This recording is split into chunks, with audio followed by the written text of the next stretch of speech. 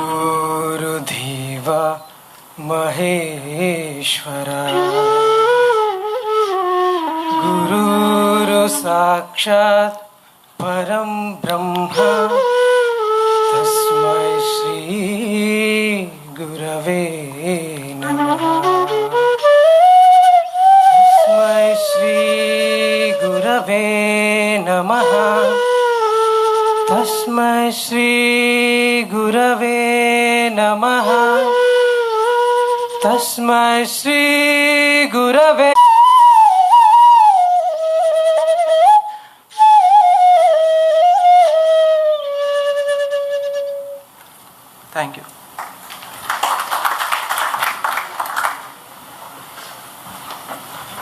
Thank you, Satish and Rupam. Now I'd like to invite the dignitaries, accompanied by our Director, Sir, to please proceed with the ceremonial lighting of the lamps.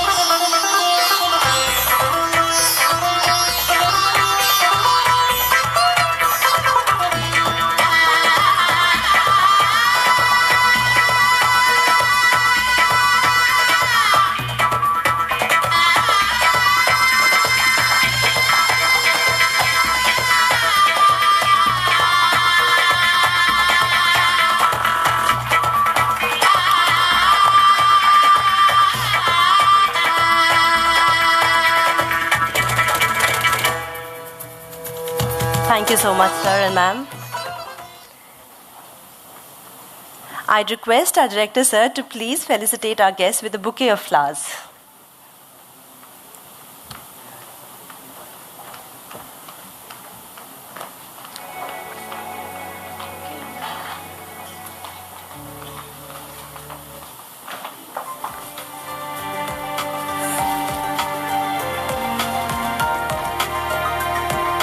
Dr. Ravi Chandran.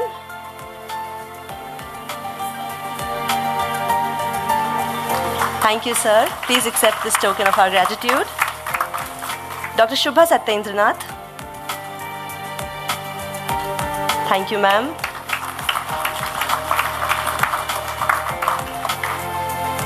Dr. Nadia Pinardi. Thank you, ma'am. Dr. Kilaparthi Ramakrishna. Thank you, sir. And Dr. Peter M. Hogan.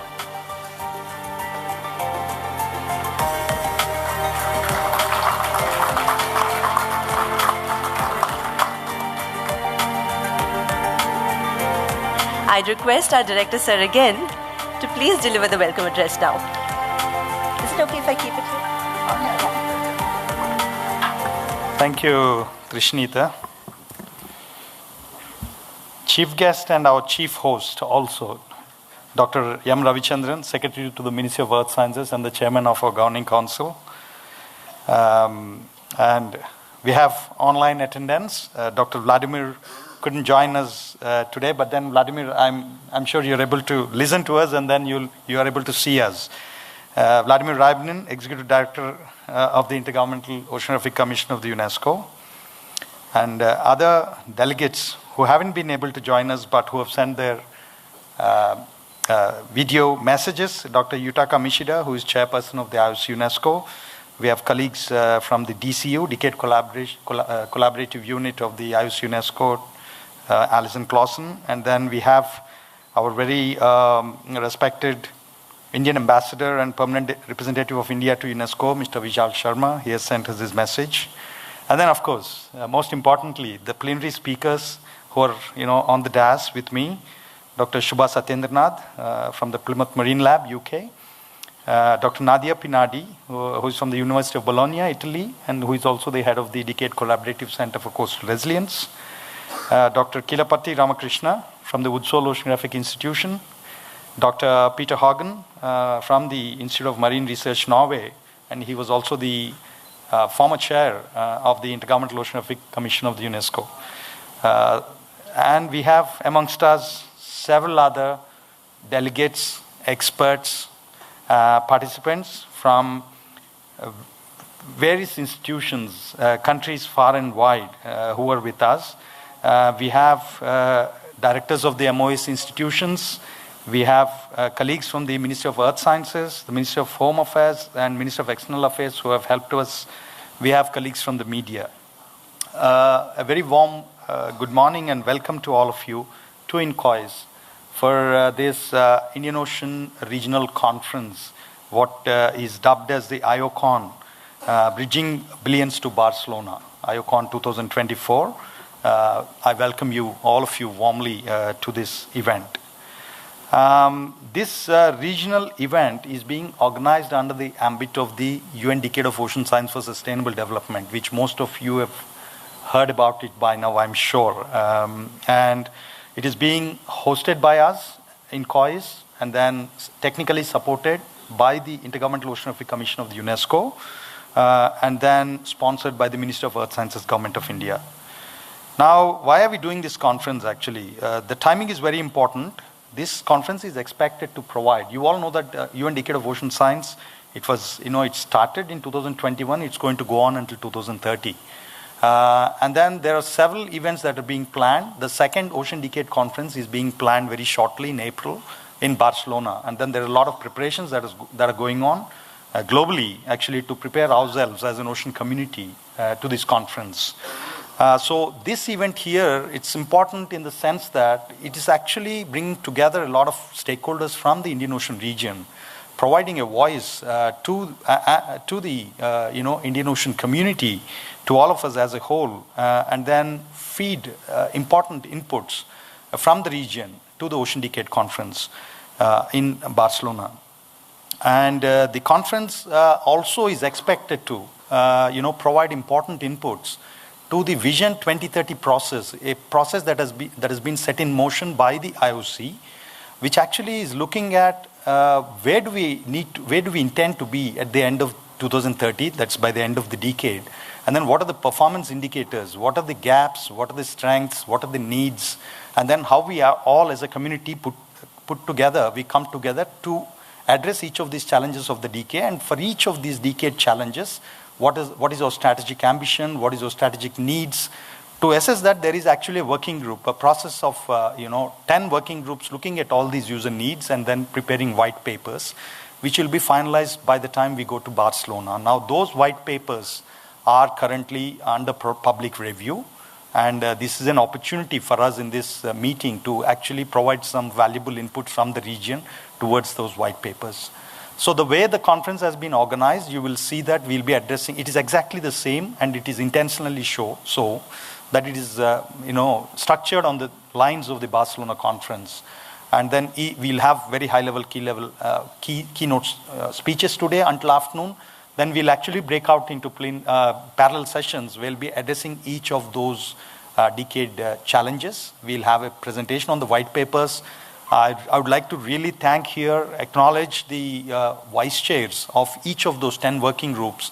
Despite of the busy schedule, they have actually agreed to give presentations either physically or virtually or through one of their working group members. So those white papers will be presented in each of these individual parallel sessions over the next 3 days. And we'll also have related presentations, about 4 to 5 high-level presentations from within the region talking about that particular theme.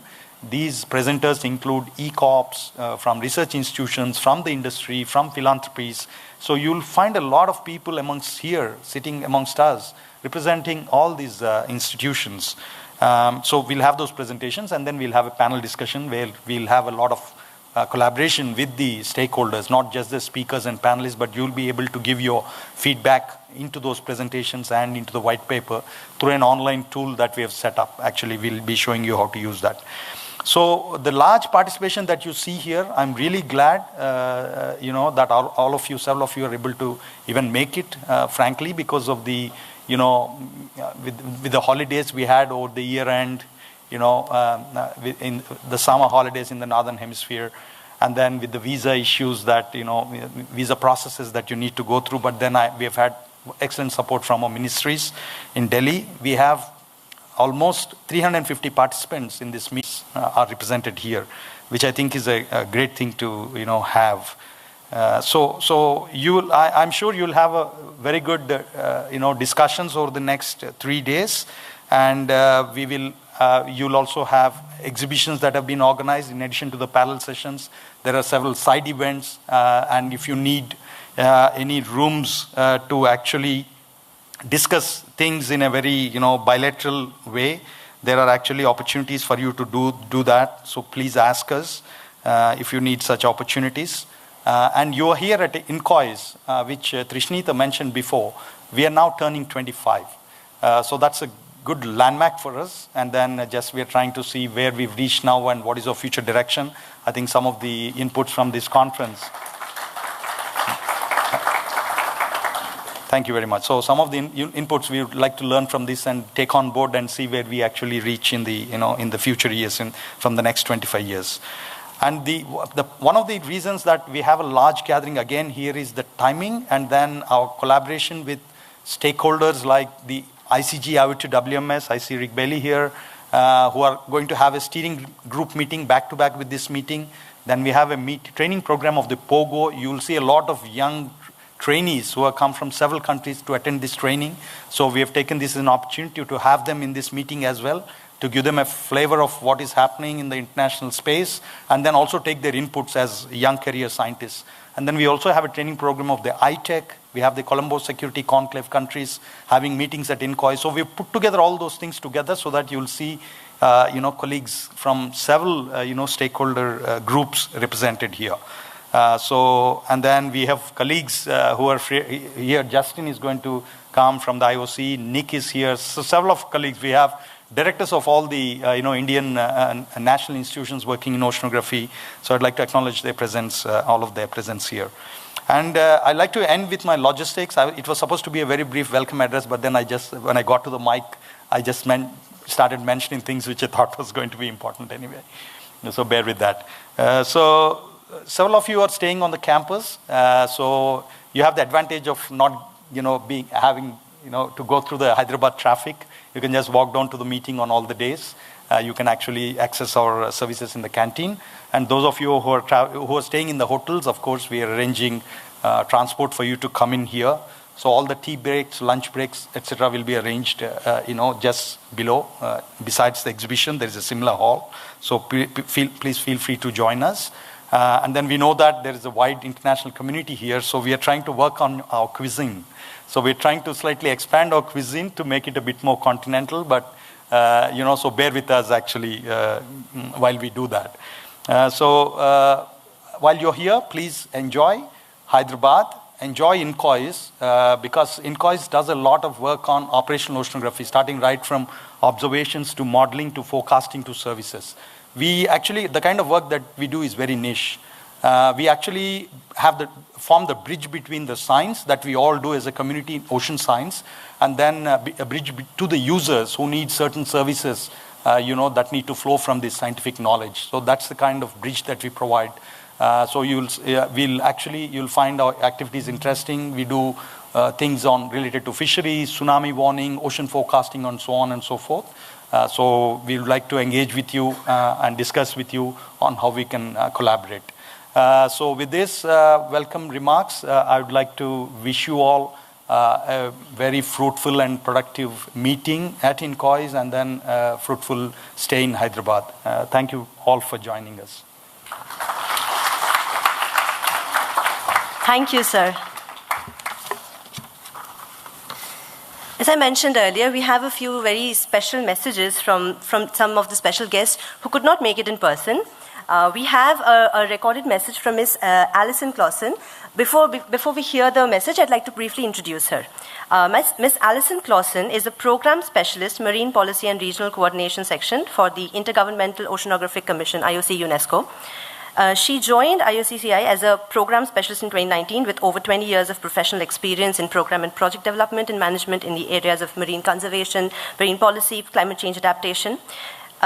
Before joining IOC, she was based in Madagascar, where she worked throughout the Western Indian Ocean region for the World Bank, and most recently as a regional director for the Madagascar and Western Indian Ocean program of the Wildlife Conservation Society. Prior to that, she lived in Vietnam, where she worked through Southeast Asia for a range of development banks, UN agencies, and NGO partners. Currently, she is playing a lead role in implementation of the Ocean Decade. We'd like to hear the recorded message, please.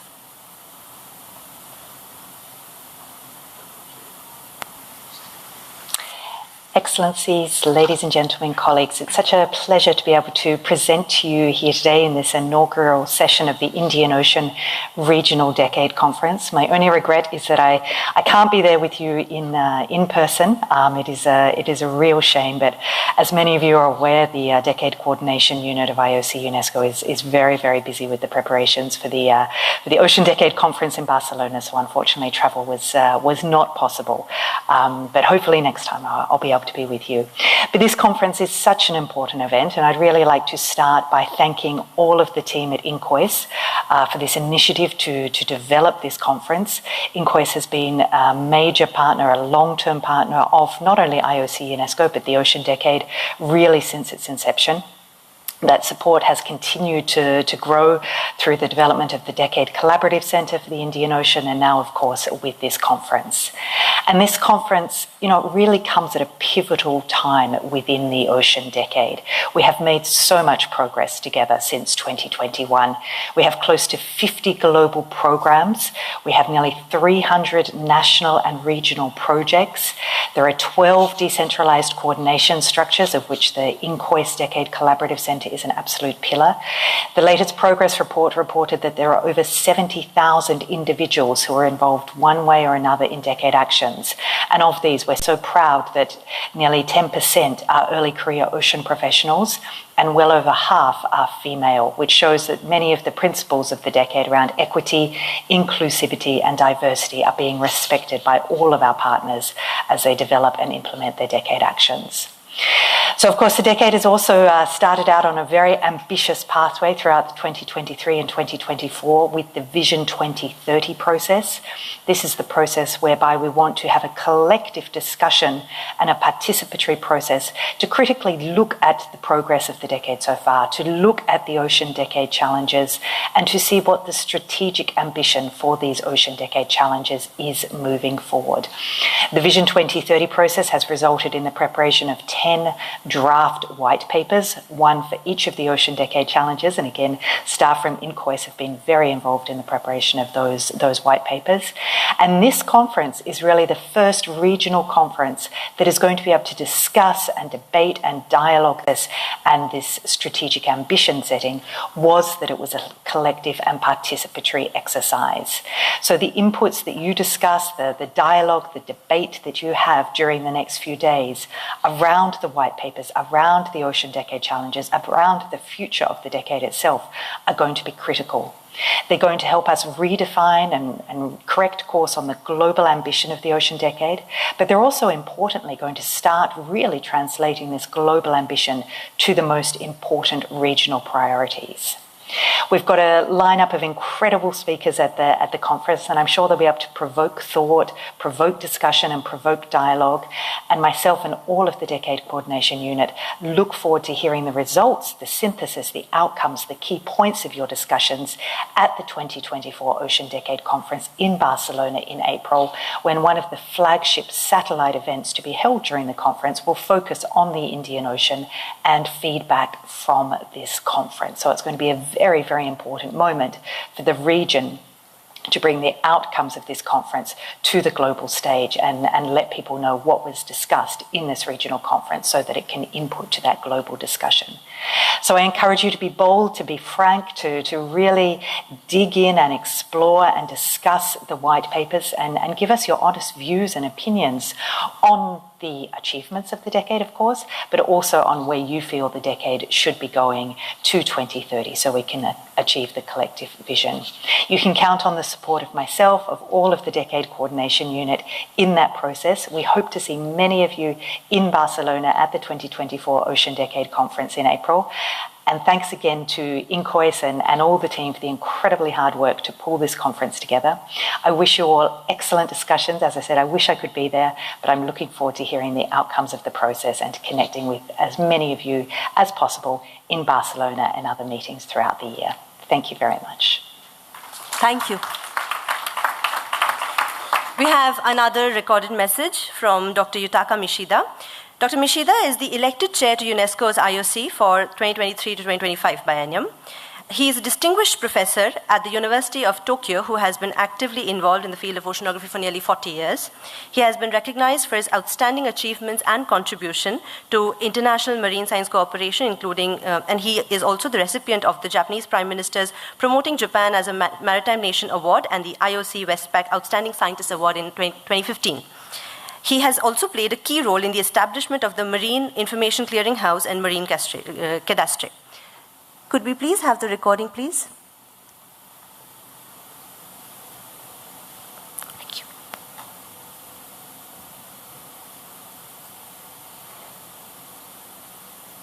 Dr. Ravi Chandran, Secretary to Government of India, Minister of Earth Science, Dr. Peter Hogan, the former chair of the IOC Intergovernmental Oceanographic Commission, Dr. Vladimir Ryabinin, the Executive Secretary of the IOC, Dr. Subha Sachendra Nath, Remus Marine Laboratory, United Kingdom, Dr.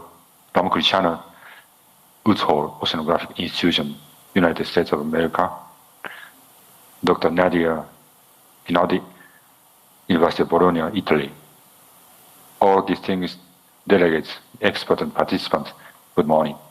I'm Yutaka Mishida, the chairperson of the Intergovernmental Oceanographic Commission of UNESCO.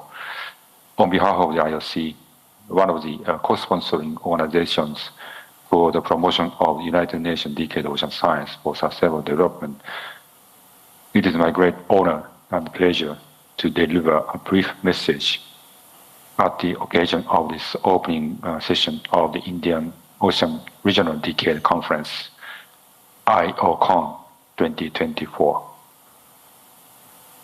First of all, I would like to express my sincere appreciation to Dr. Srinivasa Kumar, the Director of Indian National Center for Ocean Information Services, INCOIS, for his kind invitation to me for this influential conference.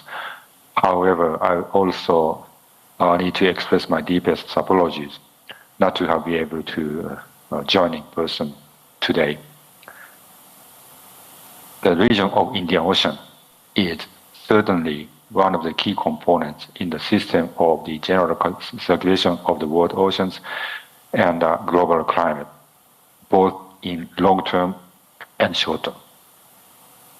The Indian Ocean region is also known that it gives an essential impact on the atmosphere and ocean system, even in the eastern or northeastern Asian countries.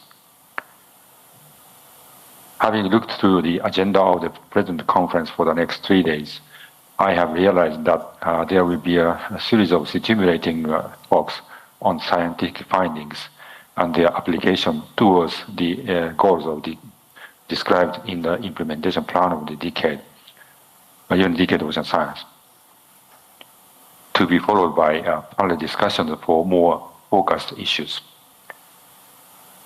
As all of you are well aware of it, we are now in the midst of the UN Decade Ocean Science for Sustainable Development, achieve 7 societal outcomes by 2030 based on significantly enhanced ocean sciences and resulting in reaching at SDGs, particularly for SDG 14.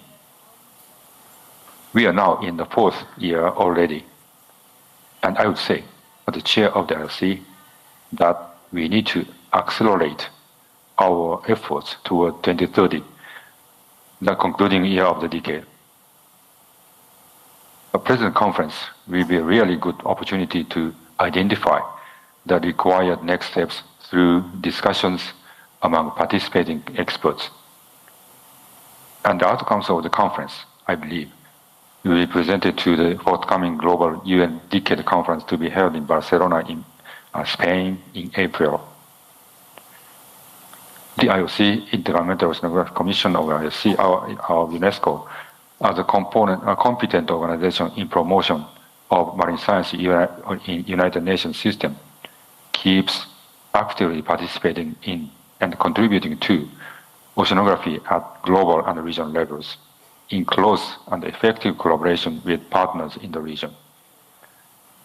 One thing I'd like to highlight here is that the IOC decided to establish a regional subcommission for Central Indian Ocean called IOC Indio at the 32nd Assembly in June last year through the IOC Resolution A-32/1 entitled Establishment of an IOC Subcommission for the Central Indian Ocean, IOC Indio. IOC has set 5 high-level objectives in its medium-term strategy for 2022 to 2029, which contains, first, healthy ocean and sustained ocean ecosystem services; second, effective warning system and preparedness for tsunami and other ocean-related hazards; third, resilience to climate change and contribution to its mitigation; fourth, scientifically founded services for the sustainable ocean economy; and fifth, for foresight on emerging ocean science issues. The IOC also defines ocean research as its function A and observing system as the function B, then capacity development, the function F, among its 6 functions listed in the portfolio. From Along this line, I'd like to emphasize the importance of the conference for the next 3 days, where a series of invited keynotes and contributions from the wider communities and in wide range of subjects related to the decade of ocean science are to be presented and discussed, with being specifically targeted to a decade challenge in more direct manner in some agenda item. This conference certainly provides all participants and stakeholders with an opportunity for them to exchange the latest view regarding marine sciences in the region and to connect several communities such as science, governments, international organizations, and a project towards overall goals of the decade. I'd like to take this opportunity to express our sincere welcome and appreciation to INCOIS for hosting an UN Ocean Decade collaborative center for the Indian Ocean region, which certainly play a catalyzing role in promoting the decade-related activities and further enhancing and coordinating the cooperation among stakeholders in the region. Again, we are in the 4th year of the Decade of Ocean Science, so one of the key words of the decade is promote science toward the ocean we want, which will surely lead us to the Earth we want by improving our knowledge on the ocean. Finally, dear Chairperson and Dr. Srinivasa Kumar, Vice Chair of the IOC, my old and very good friend, I'd like to express my highest congratulations to you on your excellent leadership to kick off the conference today. With my deep appreciation to all of your efforts taken even long time prior to the conference as well. I do also look forward to all the outcomes and the conclusions of the conference, which will certainly be the key references for our future activities. All distinguished delegates and participants, I, on behalf of IRC, would like to express my sincere appreciation to all members of organizing bodies and local hosts, including those who worked behind the scene. Have a most constructive and successful conference for the next 3 days. Having said such, I conclude my short opening remarks on behalf of the IOC, looking forward to working even closer with all of you. Thank you very much for your kind attention. Thank you. We also have another recorded message from Mr. Vishal V. Sharma. He is the ambassador, the permanent representative of India to UNESCO at Paris. May we have the recording, please? Yeah, take your time. Honorable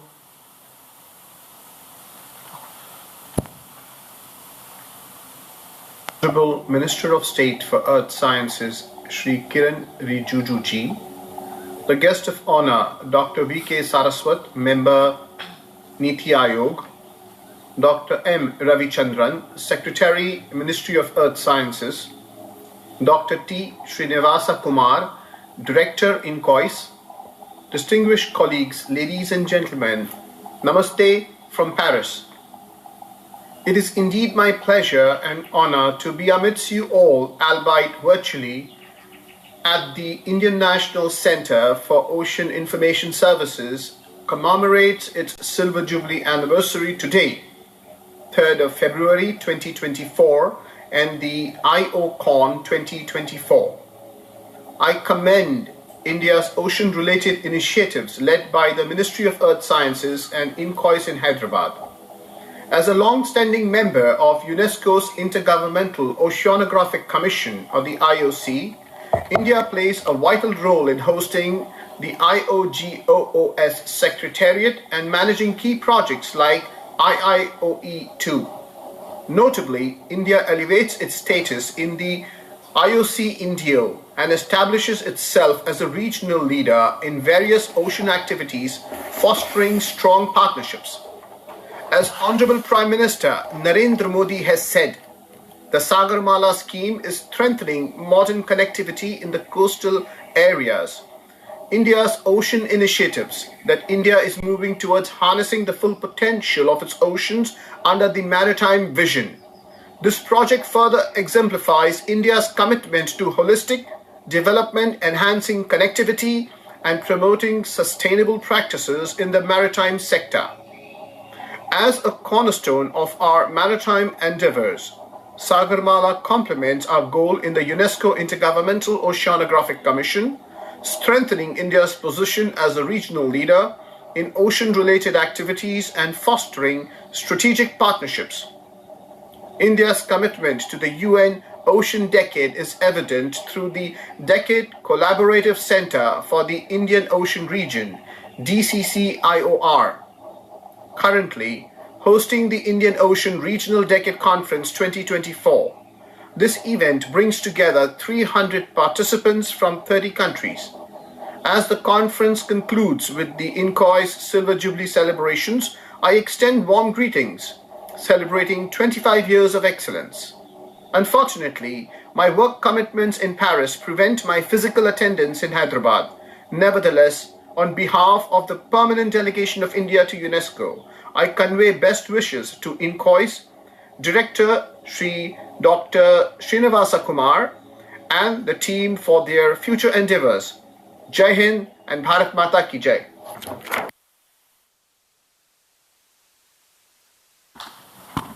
Thank you for the warm wishes, especially for our Silver Jubilee celebrations, albeit premature. The good wishes never really go in vain. So thank you so much for the address.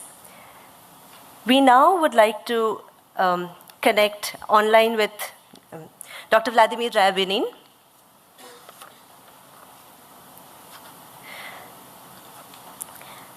Dr. Ryabinin Yes, I'm is the here. executive. I hope you hear me.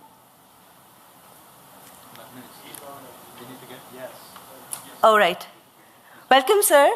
Before I invite you to deliver the Ocean Decade talk, I would like to briefly introduce you. 1 minute, please. Dr. Ryabinin is the Executive Secretary of the IOC, UNESCO, and Assistant Director General of UNESCO. He is an oceanographer, marine engineer, climatologist, and emeritus meteorologist of the Russian Federation. He originated many mathematical models for the ocean atmosphere, wind waves, and is an author of hundreds of scientific publications.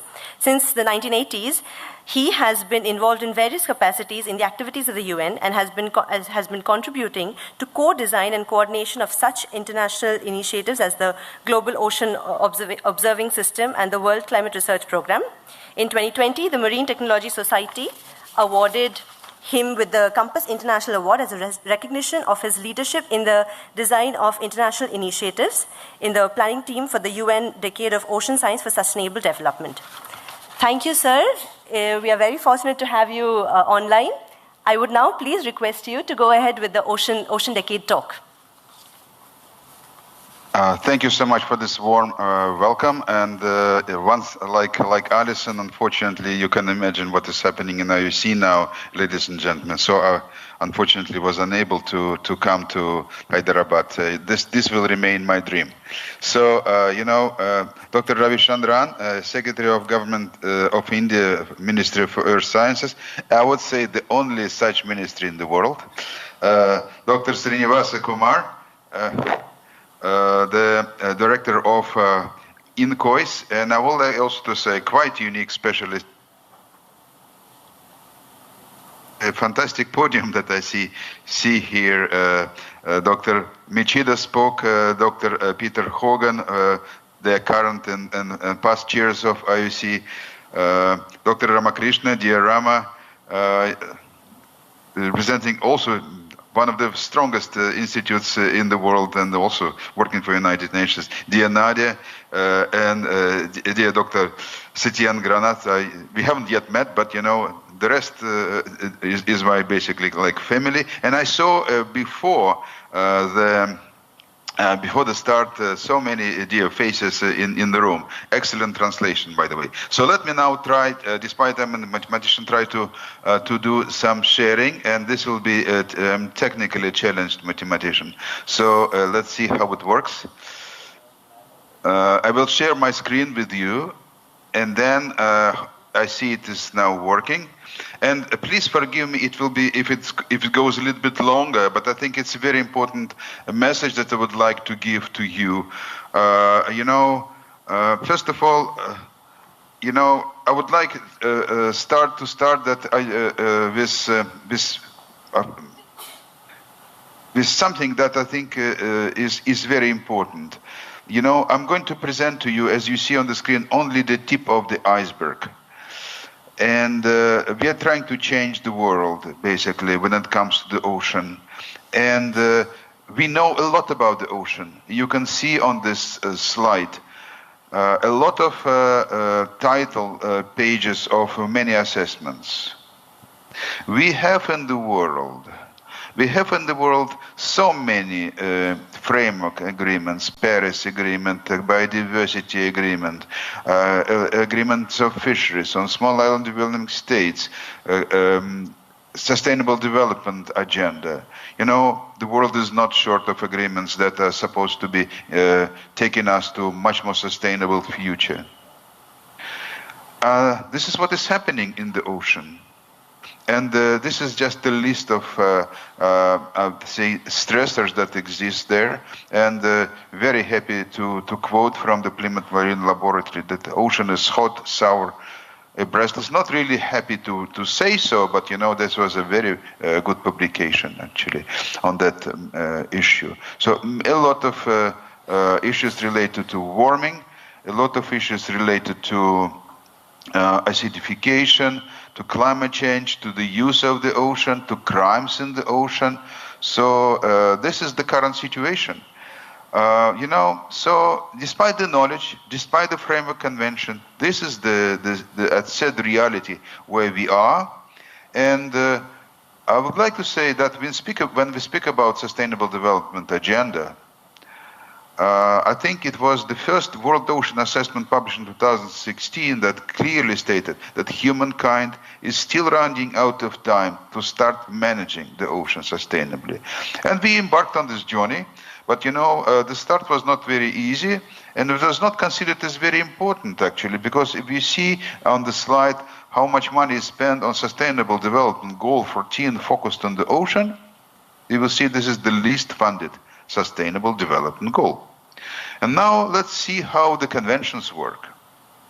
We have, as I said, many conventions. So climate, biodiversity, fisheries, convention on plastic and many things. There are some protocols. So in those protocols and conventions that are not really focused on the ocean, ocean is definitely not the first priority. Announced several times that ocean is like a sick patient with multiple diseases. It is treated by good doctors. Unfortunately, the doctors do not speak to each other. And we need to really cure the patient rather than treat the diseases. We need to treat disease, but need to cure the patient anyway. And why we cannot no longer work in silos. Let's just look at the various tipping points that exist in the Earth system. Many of them are related to the ocean. Some of them are not related to all of them are related to the ocean. Some of them are not kind of focused on the ocean, like alpine glaciers and things like this, like forests. But it's a complicated system. And we are actually now struggling to slow down the warming because, of course, this is actually also a hypothesis, but, there is a possibility that a system may converge to something like some scientists call hothouse Earth. And the earlier we start to cut emissions, the faster we cut emissions, much less will be needed to do in the future. So that's the complication of the situation. What is the role of IOC in it? IOC started in 1960. And now it has turned into basically a governmental platform of United Nations, enabling ocean science to address existential issues of humanity. The scope of work of IOC may be represented on the slide. Dr. Yutaka Michida spoke about IOC functions, ocean research, observing system, data management, assessment, information for policy, early warning services, sustainable management, capacity development. You know, capacity development being cross-cutting function of it. And you see that IOC is leading enormous number of leading programs for the world, spanning the whole wheel of capacity of value adding. And when I look at this slide, I actually can imagine that, you know, IOC needs to continue to grow, and this is really good that UNESCO recently decided basically to double the IOC regular program budget. So, but I mentioned also this most important statement of the World Ocean Assessment, that the world is running out of time to start managing the ocean sustainably. Let me show to you the slide. Many of you have seen it. So what are the ocean management domains that we are developing? We have to manage our relation with the ocean from the coast and to the coast, source to sea approach, maritime special planning as contribution to sustainable ocean economy. We need to protect the ocean through marine protected areas, various types of biosphere reserves, addressing large marine ecosystems, heritage sites, management of fisheries and aquaculture. You know, addressing ocean aspects of climate change is also a way of managing the ocean. We need to develop policies, provide real-time services, capacity development, and of course risk assessment. I would say that actually INCO is doing a lot of work in all of those domains, so I congratulate you, but I will do it more at the end of my presentation. So, you know, you will see that if we also approach the ocean management domains like many other conventions, will not change, because we need to find a way of really curing the patient. And the approach to this would be sustainable ocean planning. In that particular case, I think the high-level panel for sustainable ocean economy, and I congratulate Peter Hogan, who was and is the brain behind coordinating this scientific contribution to the panel. They coined the idea of sustainable ocean planning. I would like to add to this that, you know, in order to make sure that we work not on silos and address the patient with multiple diseases, we need to have climate smart, ecosystem focused, ethical, equitable ocean management that is fully based on ocean science, and also focused on sustainable ocean economy, because unfortunately it is money that drive development very much. But the problem is that we have this idea, but a lot has to be constructed. In that case, I would like basically to bring to your attention how at the beginning of the century the framework for ocean observing was designed. So imagine that we have various big themes like climate, like ocean economy, because this slide is actually for the design of the global ocean observing system. If we think about what we need to do for the ocean management, I would say that would be climate, ocean health, ocean economy. Then we can see more specific areas where societal benefit can be created. And there will be talks in this session focusing on this, or for example, on health of the ocean, human health, coastal protection. So such big topics under the big themes. And they boil down to some specific issues. And then comes the part in this slide that is focused on observations. But we can also generate certain products and see who can generate those products. And the design of this is possible. Now that is my conviction that I think created, at least in my brain, after the 8 years of working as executive secretary of IOC. And that particular case, I think, the decade, and Alison spoke about this, is central for the development of science, and the Vision 2030 process is critical for our success, continuing success in the future. So yes, we need to have clean, healthy, resilient, productive, predictive, safe, accessible, and most importantly, inspiring, engaging ocean. And for that, we need to address the decade challenges. What is really important that these challenges are sometimes thematic, the 5 first challenges. The other challenges are infrastructural, and the other challenges are capacity development. Again, we cannot do the challenges in silos. In order, we need to engage the community, enable the community, address infrastructural issues in order to address thematic challenges. That should be the approach. So I hope very much that the process that Alison already presented to you, and many spoke, including Srinivas. You spoke about this, about the Vision 2030 process. This conference in Hyderabad is the prelude for the Ocean Decade Conference in Barcelona. But this all has to go to the United Nations processes, through the Costa Rica event in June this year, then to the big forum that is going to be just before the United Nations Ocean Conference in Nice, and we need to create political will for this. So that's basically our challenge, working together, designing together the science we need for the ocean we want. And on this, my last slide of the presentation, you see Peter Thompson, the United Nations Secretary General Special Envoy for the Ocean.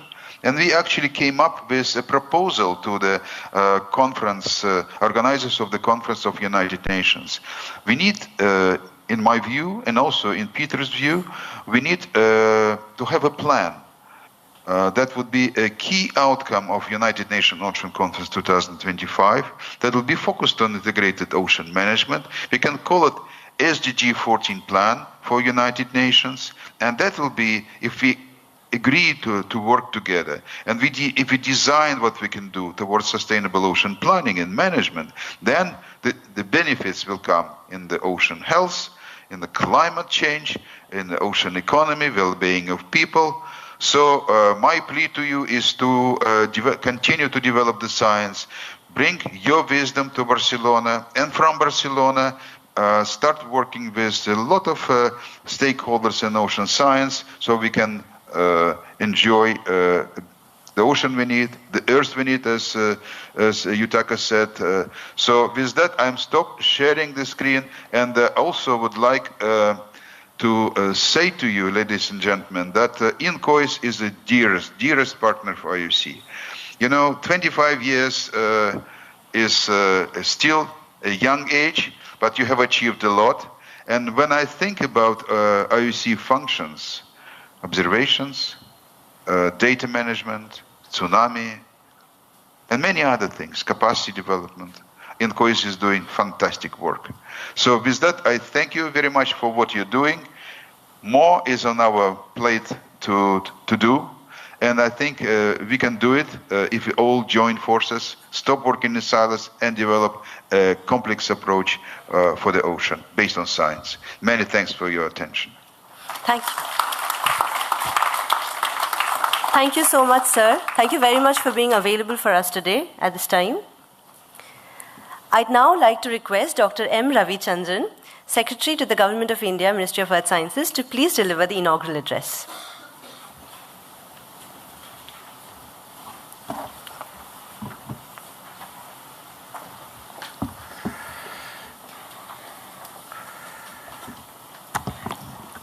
Thank you.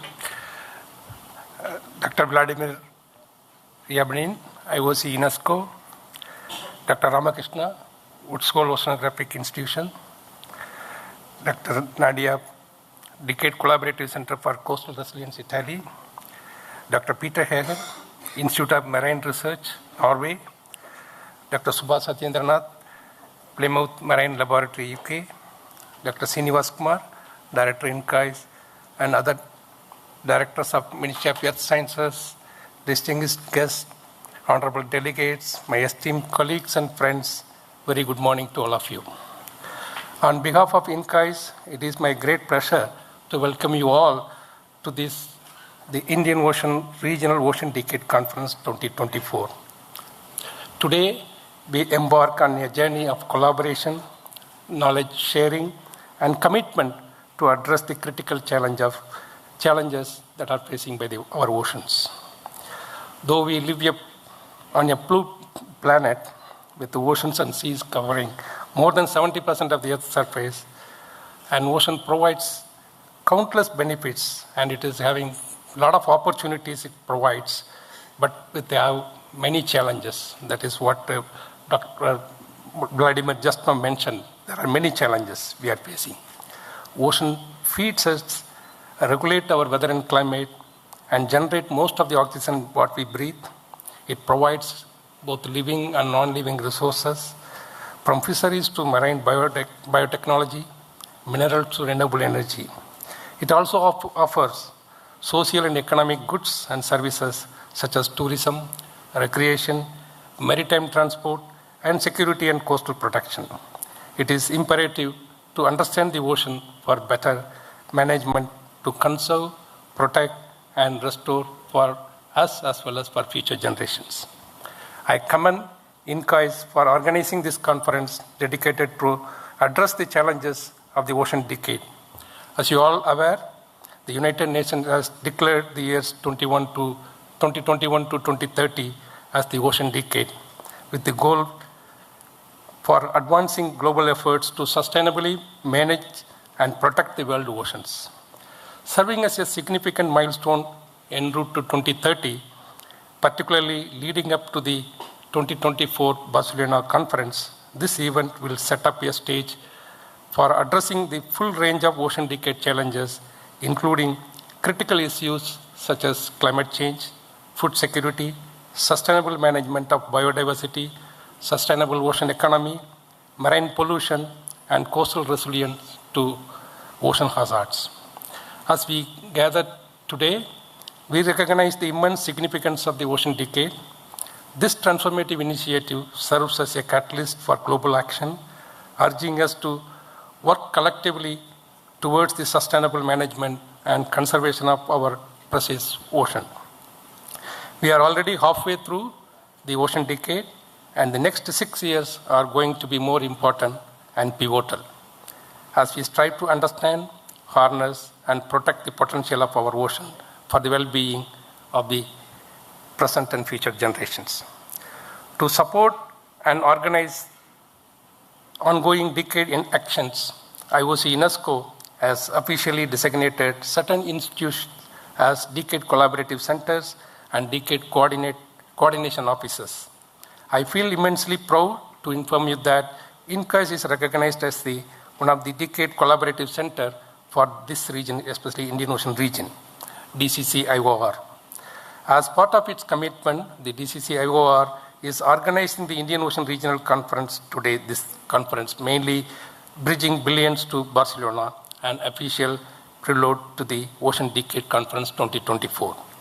This conference provides a platform to engage in meaningful discussions, share innovative solutions, and strengthen our resolve to address ocean decade challenges.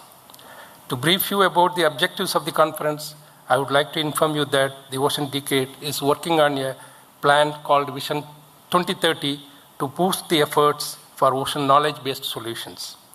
This is to figure out how to measure success in solving the 10 challenges and 7 outcomes on the road to 2030, and for that purpose, a set of white papers are developed by the Vision 2030 working groups, one for each decade challenges. These documents will provide a detailed approach covering user needs, priority data sets, science gaps, and strategic measures needed to achieve each challenge's objective by the end of this ocean decade. This plan will look at what's happening now, what's missing, what are the gap areas, and what users really need. And it aims to set a clear target and goals ensuring effective collective efforts to address the challenges of the ocean decade. The Indian Ocean Regional Ocean Decade Conference aims to adopt active participation and collaboration among stakeholders of the Indian Ocean region within the framework of the Ocean Decade. Of course, the primary objectives are involving and engaging key stakeholders in Ocean Decade activities and providing a platform for a meaningful deliberations. Of course, with a specific focus on the Indian Ocean regions, we aspire to gather valuable regional inputs from different stakeholders to contribute to the Ocean Decade Conference that will be held in Barcelona. With the participation around more than 300 delegates from more than 30 countries, this event serves as a nexus for interaction and networking among not only Indian Ocean stakeholders, but from other regions and national decade coordination committees, fostering a collaborative environment. Additionally, it provides a unique opportunity for representatives from earlier career ocean professionals, researchers, academicians, industries, social scientists, NGOs, and other ocean stakeholders to voice their concerns and expectation, creating a holistic dialogue on the sustainable future for our oceans.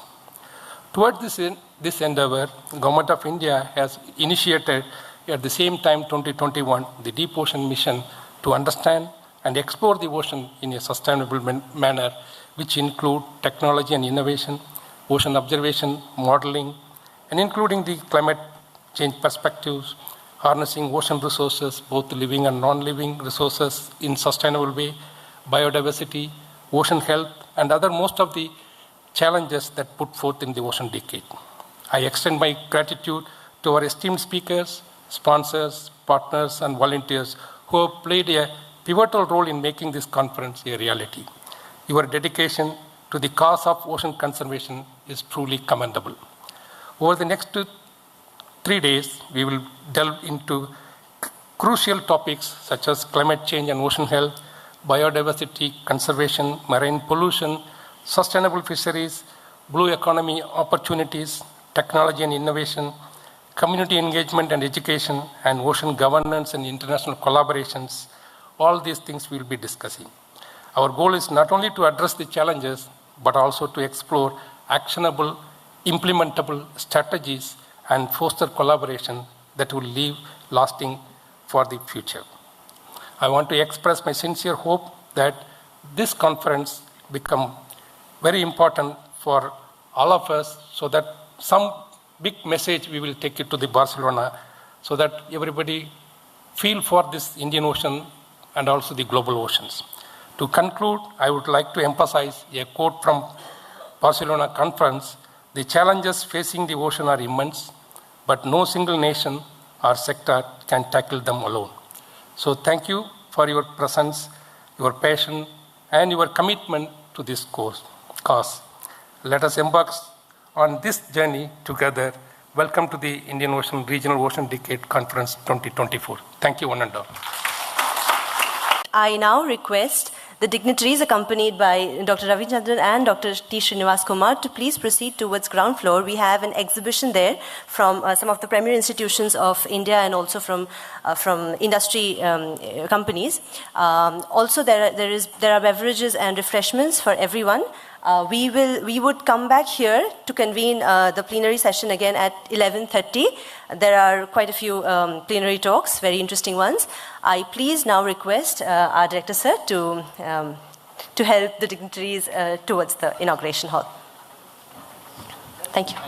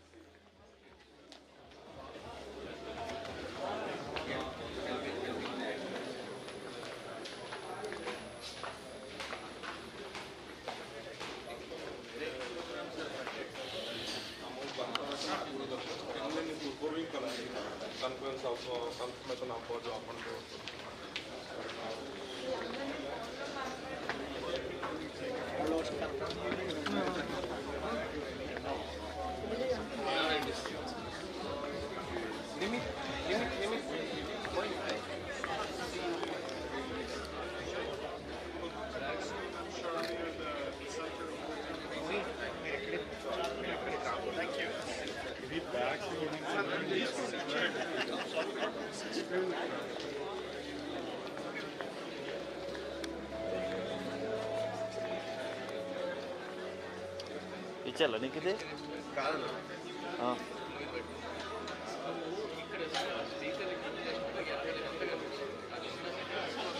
అది actually సరే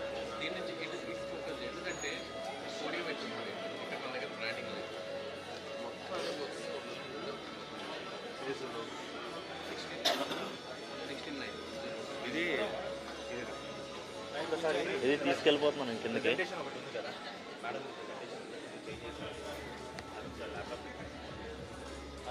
కింద తీసుకెళ్ళిపోతున్నాను of చేసి సాయి నువ్వు దాన్ని change చేసి ఇక్కడికి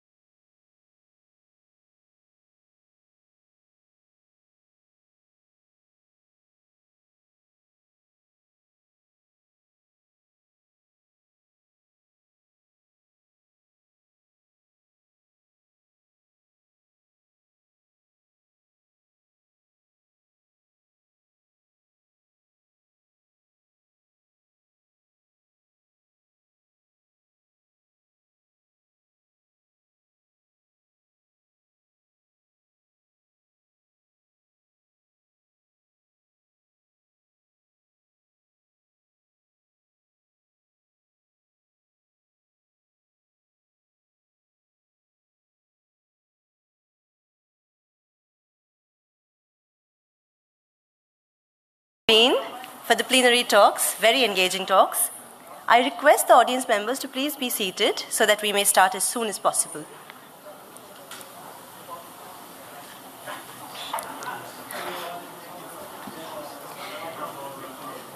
The first plenary talk in this session after high tea is by Dr. Shubha Satyendranath from PML, Plymouth Marine Laboratory, UK. She will be delivering the talk on ocean health. But before her talk, I would like to briefly introduce her. Allow me, please. Dr. Shubha Satyendranath is a scientist in the remote sensing group at PML, Plymouth Marine Laboratory. Dr. Satyendranath's research interests include ocean color modeling, spectral characteristics of light penetration underwater, biooptical properties of phytoplankton, modeling the primary production, biogeochemical cycles in the sea, climate change, biological interactions in the marine system, and so much more. Among the very important achievements among the accolades that she has, I would like to mention the recent three. In 2021, she received the A.G. Huntsman Medal for outstanding research achievements in the development of the use of optics and satellites in marine science, as well as a dedication to developing international cooperation and capacity building in oceanography and ocean color remote sensing. In 2022, Dr. Satyendranath was awarded the Knight of the Order of Cultural Merit, the fourth highest order of the Principality of Monaco. The medal is awarded to those who have made a distinctive contribution to science through their work or teaching. And in 2023, Dr. Satyendranath was appointed the MBE, Member of the Order of the British Empire, in the King's Birthday Honours for his services and contribution to oceanography. It is indeed a pleasure and an honour to have you here with us. I request you to please present the first plenary talk for this session.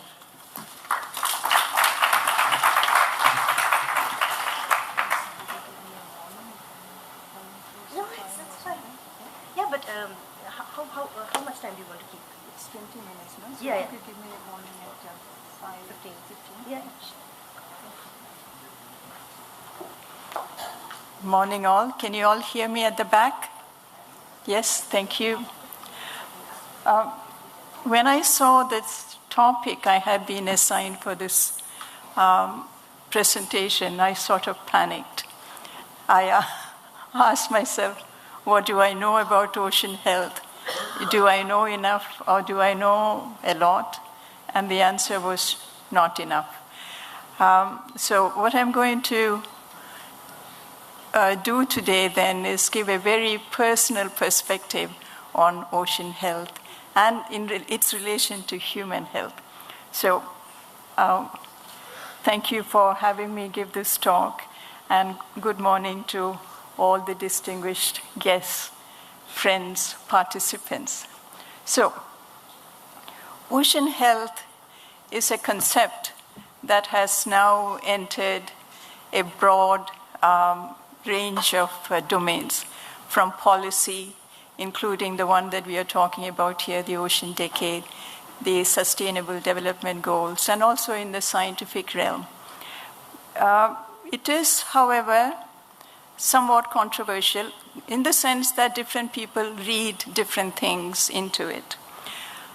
But without entering into the details of what constitutes ocean health, if you look at it very broadly and from a distance the way I'm doing, I think you will all agree that our primary concern is to look at what the impact of human activities might be on the oceans, on the ecosystems, and how they might be varying from their pristine state.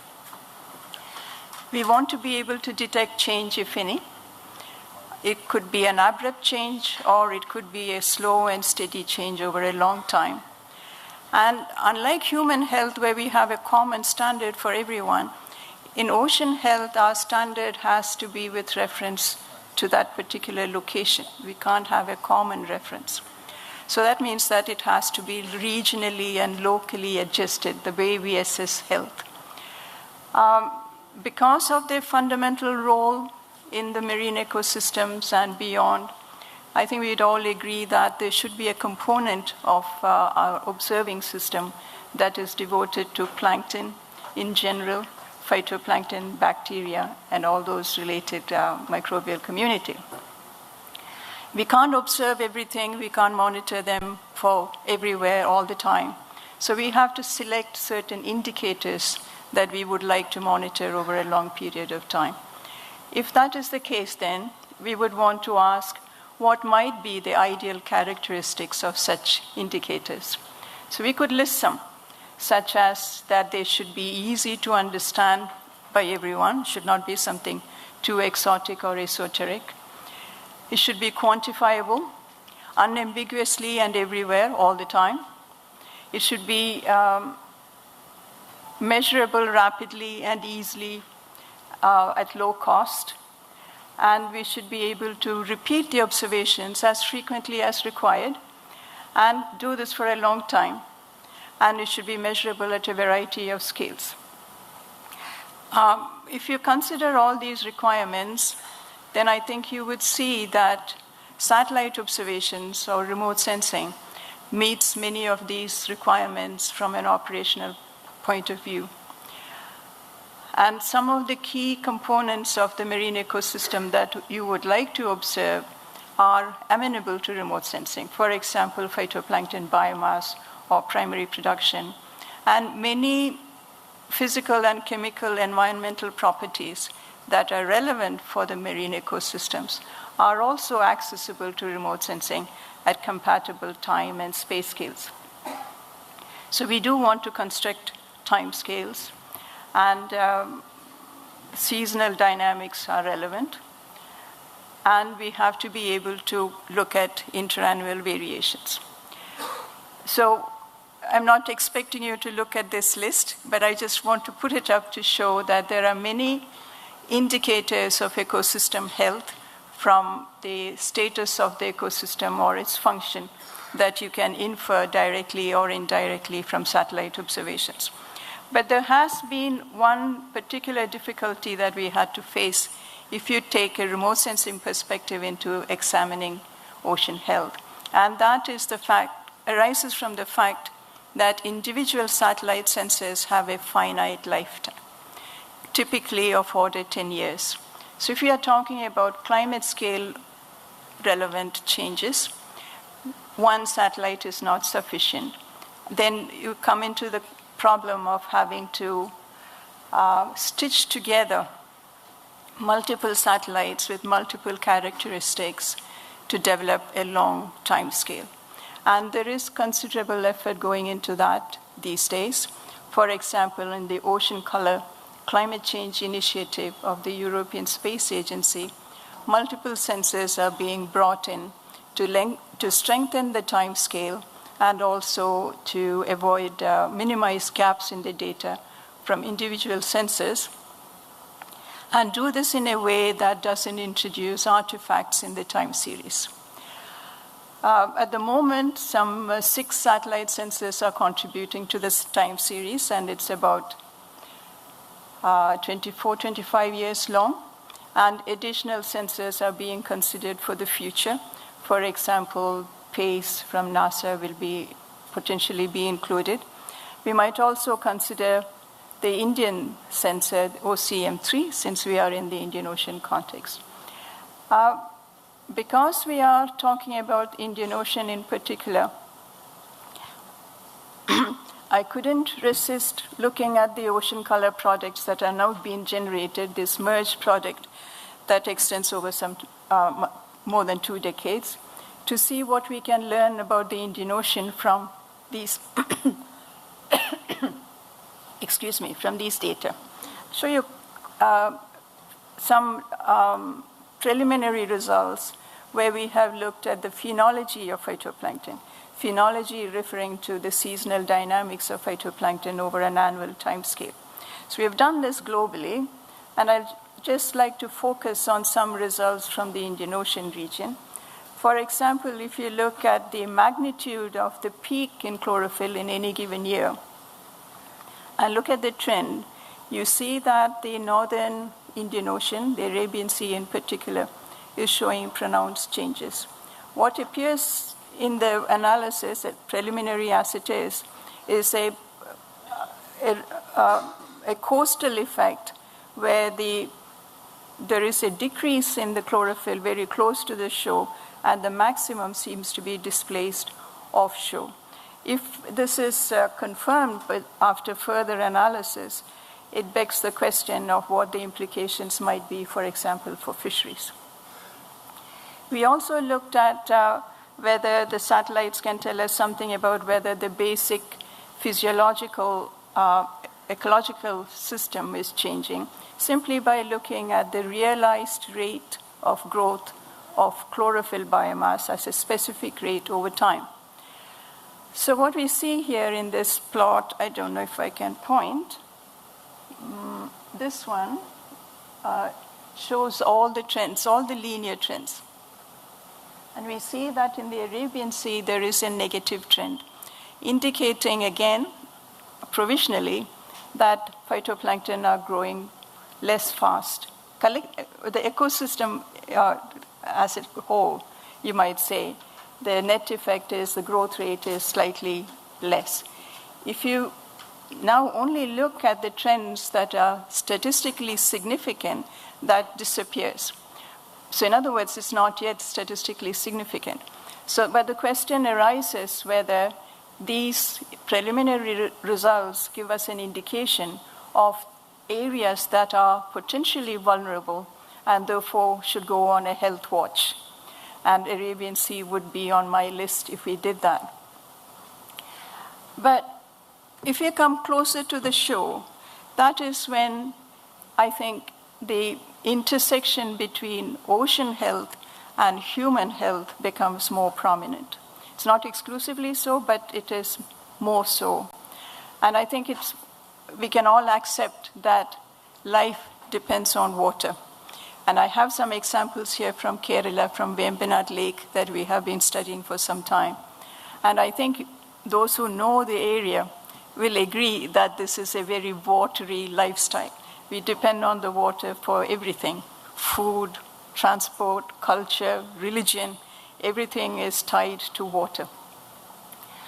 So, in general, we can say if we depend on water, how does water determine human health? There are beneficial effects of relating yourselves to water, to the beach, to the ocean. And this might include health benefits of the environment. It might include high-quality food from the sea. But there are negative effects too. For example, these are just a couple of examples: harmful algal blooms or infectious diseases that come from water. So our goal, when we talk about observing ocean health, must be to maximize the beneficial effects and see what we can do to minimize the negative effects. Now, just by looking at the internet, I came across this list of surprising health benefits from going to the beach. Some of them, you might say, are just benefits from being active, but some are particular to the oceans: the ocean air, the ocean smell, the ocean feel, the feel of sand beneath your feet. They're all supposed to be beneficial to your health. So if you are going to the beach for recreation or for health, you will want to know water quality. And that is something that we should be able to provide, monitor, improve, enhance. And again, you can use satellites at multiple scales to look at water quality from multiple points of view. These are optical and physical points of view in this list here. Because, after all, your eye can tell you a lot about the quality of water. Satellites that use ocean color are actually looking at what the eye sees, but in a more technical way. And if you know the color of the water, or if you know the clarity of the water, you know a lot about water quality. In fact, there was a German scientist in 1937, I think. He said, "Tell me the color of the water and I can tell you everything about it." Maybe not everything, but you can tell a lot. But there are times when water turns angry. And then, instead of giving life, it takes life away. And this is an example again from Kerala, from the 2018 floods. I think most of the figures are from there. And it caused tremendous devastation. Hundreds of people died, over a million people, I'm told, were displaced. So what can you do in this kind of context? A partial solution might be to make sure that we provide the right information to the right agencies to make sure that they have information about where the floods are.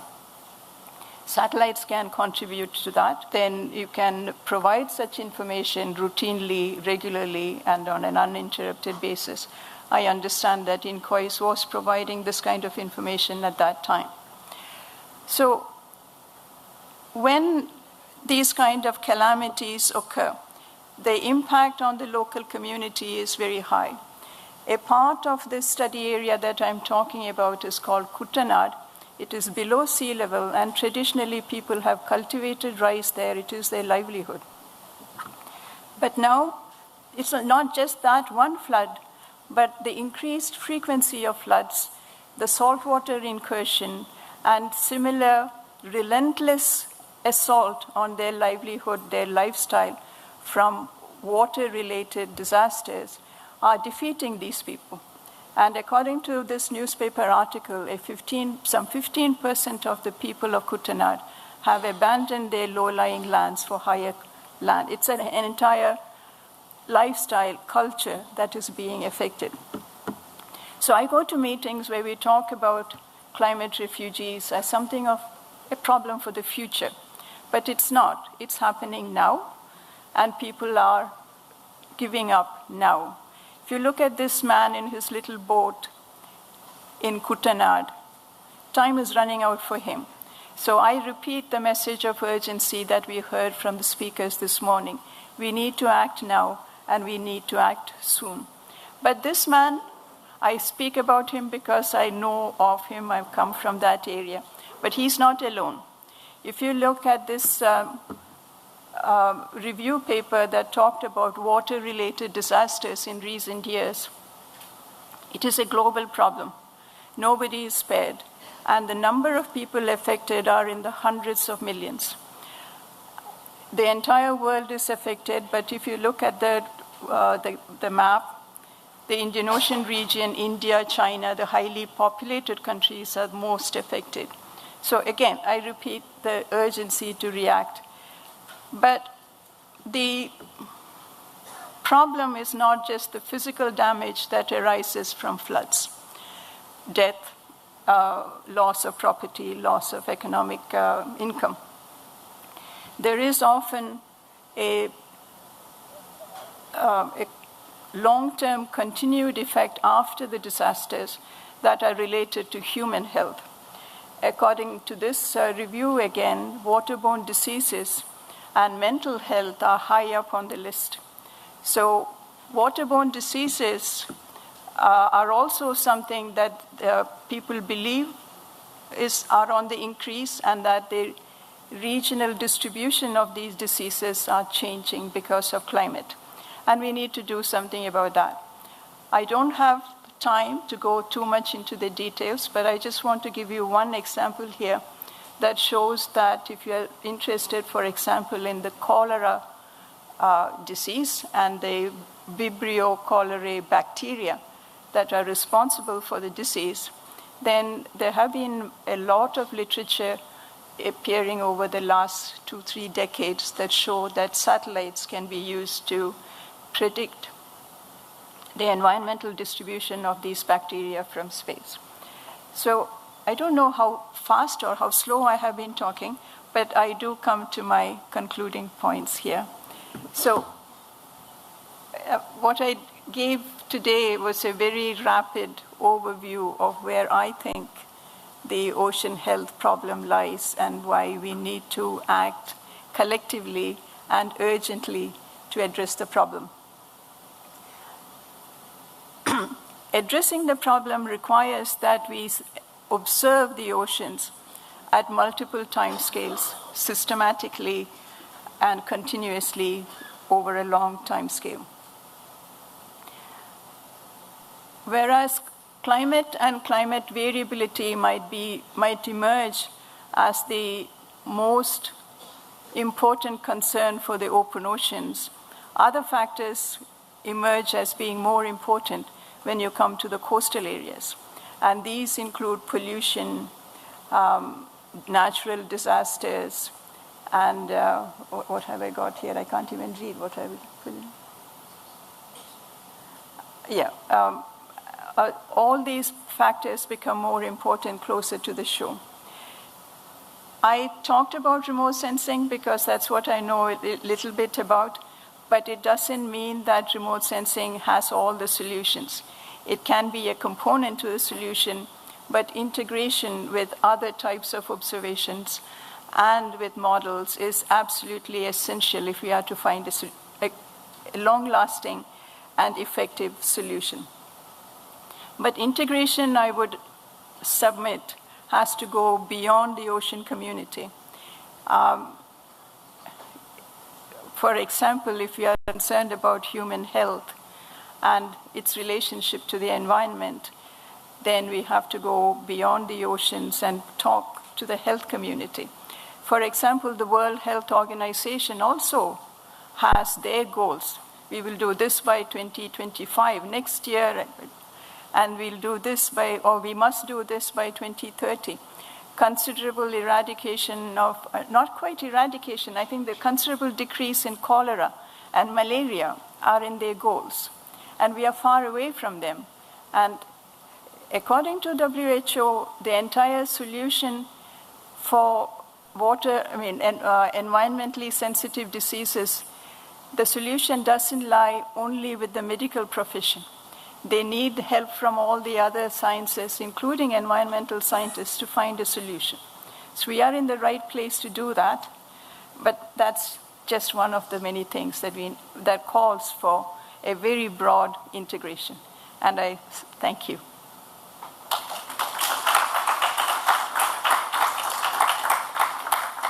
Are you taking questions? Sorry? Are you taking questions? We could ask, Who's chairing? Yeah, Dr. Ravichandran, sir. Are we taking questions, sir? Okay. Thank you.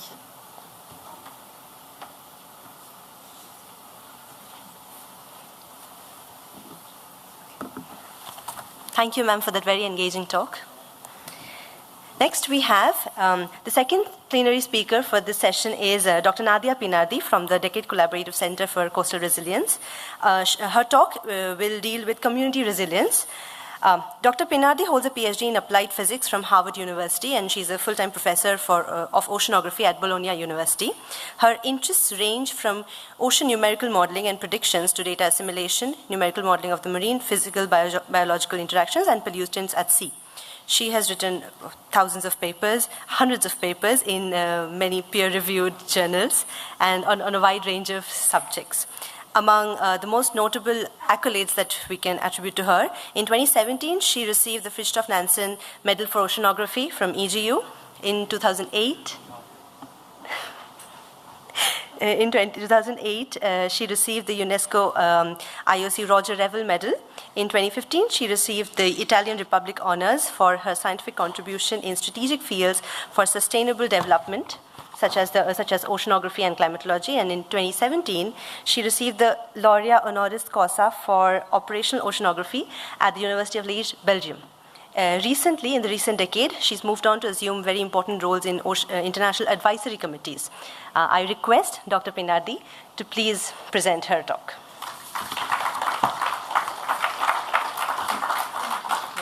Will this be here? Is this supposed to be here? Yeah. Oh. So, thank you very much for the invitation.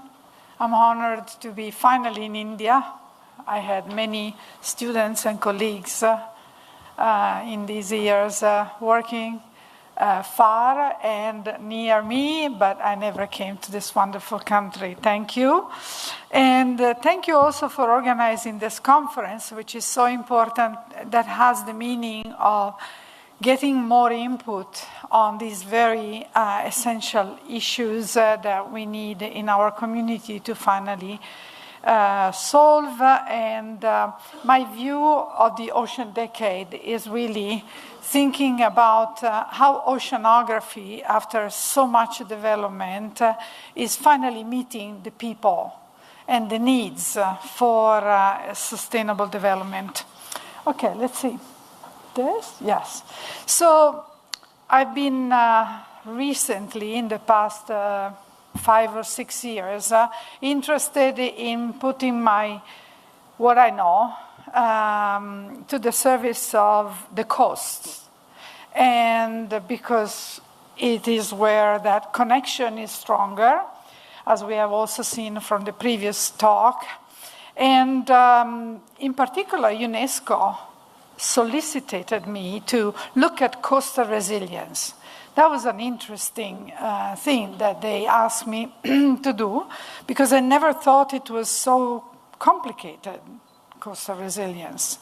And so we start with the well-known disaster risk reduction definition, where we have this capacity of the coastal community to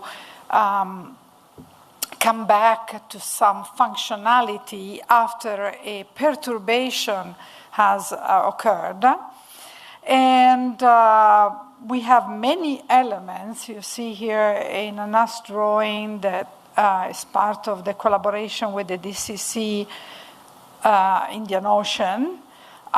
So we have many pieces that we can put together and even make them in a loop. But fundamentally, we still have to understand how to use this concept in an important way. And as Vladimir was saying, maybe for enhancing our capacity of managing the changes. So here we have the decade outcomes. My personal thoughts in the recent year is that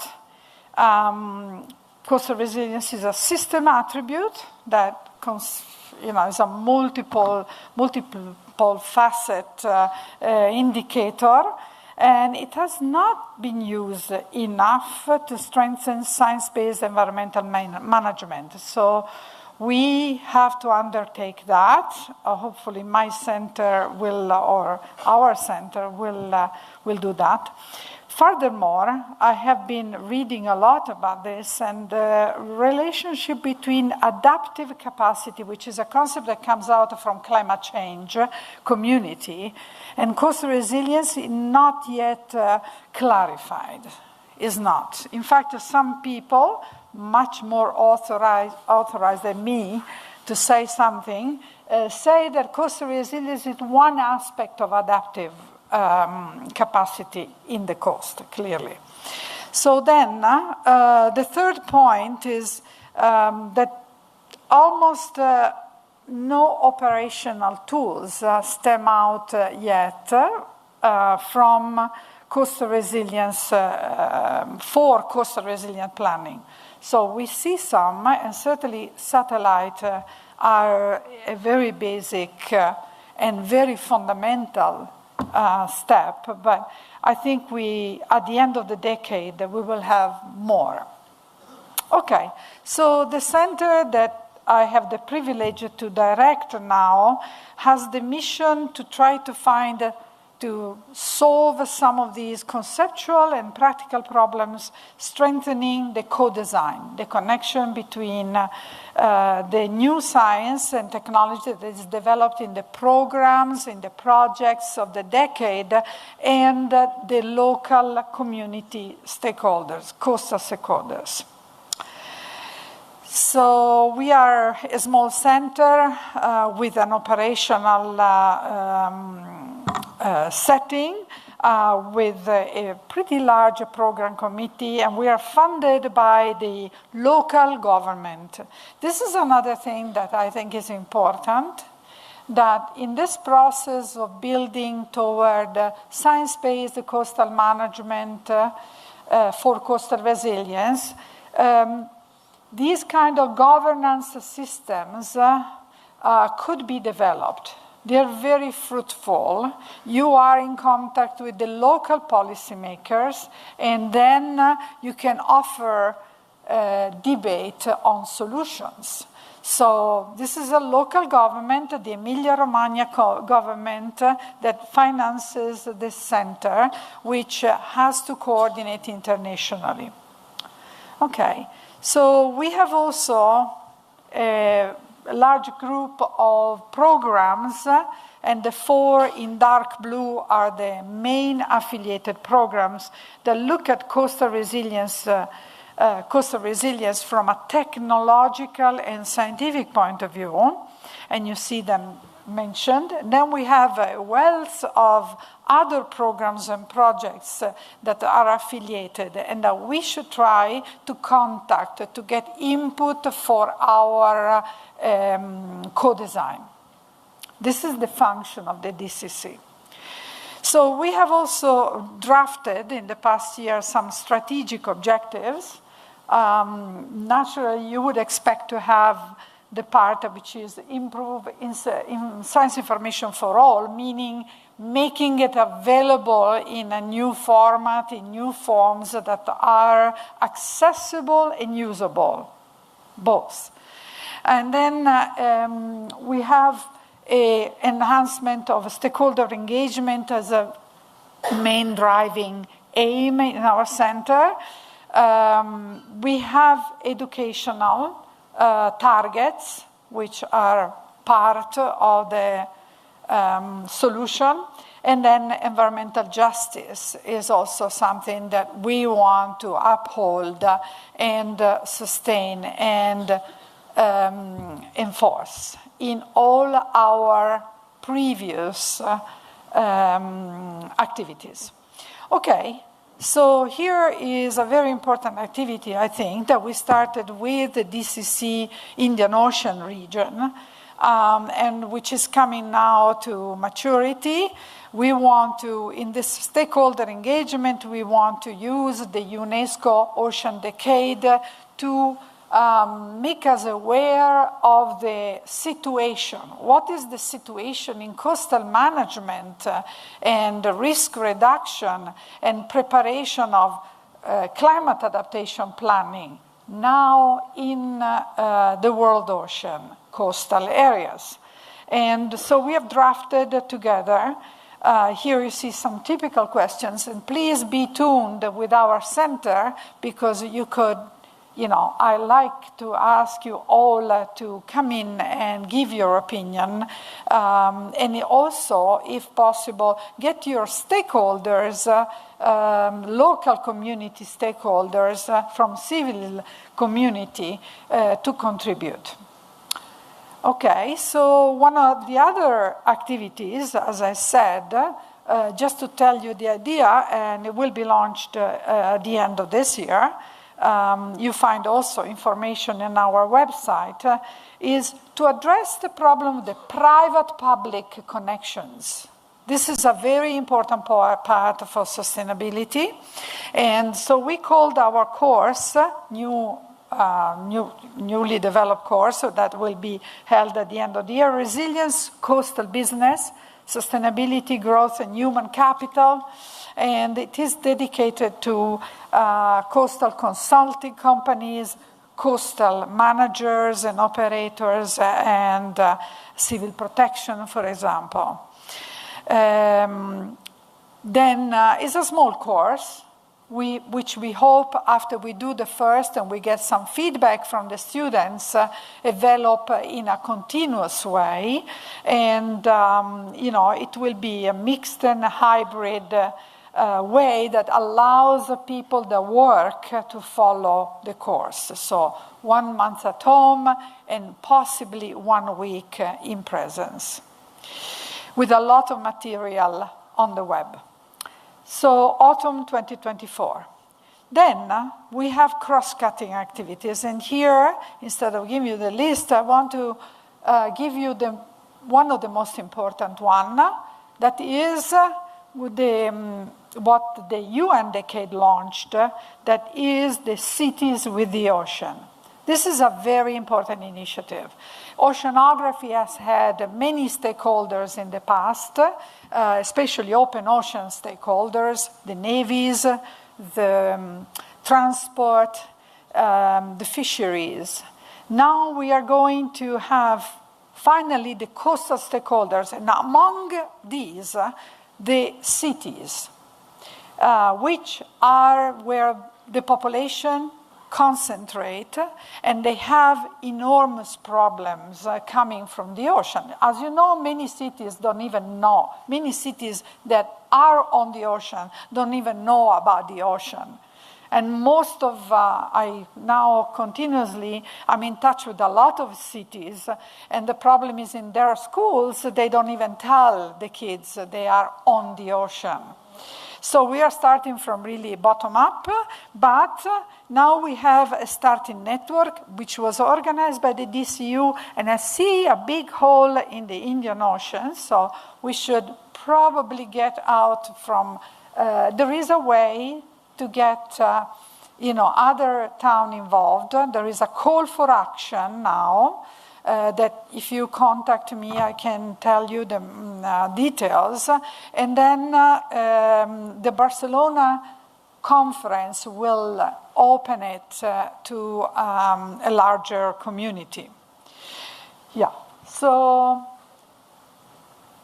this is a very important initiative. And to contribute to this, the DCC organized in 2 weeks from now at Ocean Sciences a meeting, a start dialogue of coastal cities with on community resilience. As I said, this is only not one part, and actually we already have extracted how community resilience, what of community resilience is important for urban development.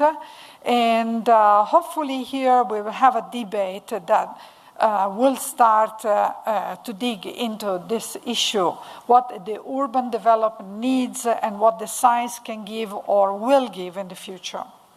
So this is a session at Ocean Sciences. If you're there, I know it's very expensive to go to Ocean Sciences. So this is not the right place to discuss this very important issue, but hopefully in the future we will have other meetings concentrating on this. And then this is also, among the different actions that the DCC on coastal resilience has is to support its affiliated programs and projects. And here is one that is dear to my heart because I also chair that program. It's called Coast Predict.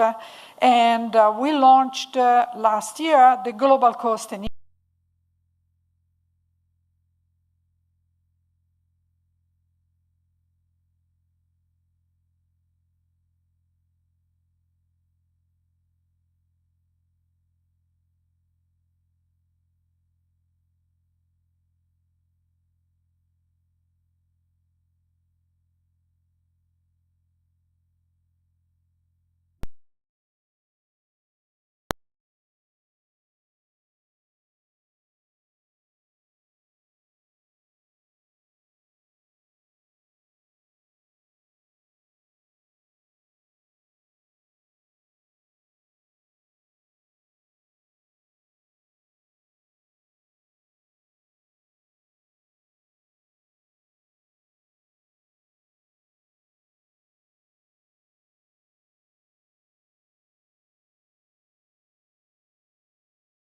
Pilot sites from 29 regions, which we classify as regions, and a lot of institutions involved, not only scientific institutions.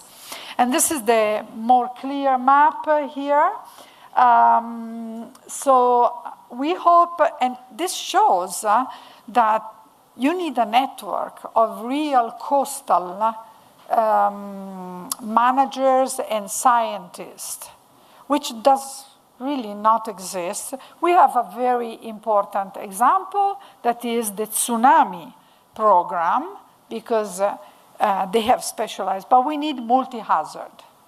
And so hopefully we will do together with tsunami and these other and these other places and more, hopefully, we will reopen the call for more in, I guess, a year or two. We'll try first to implement in some of these areas.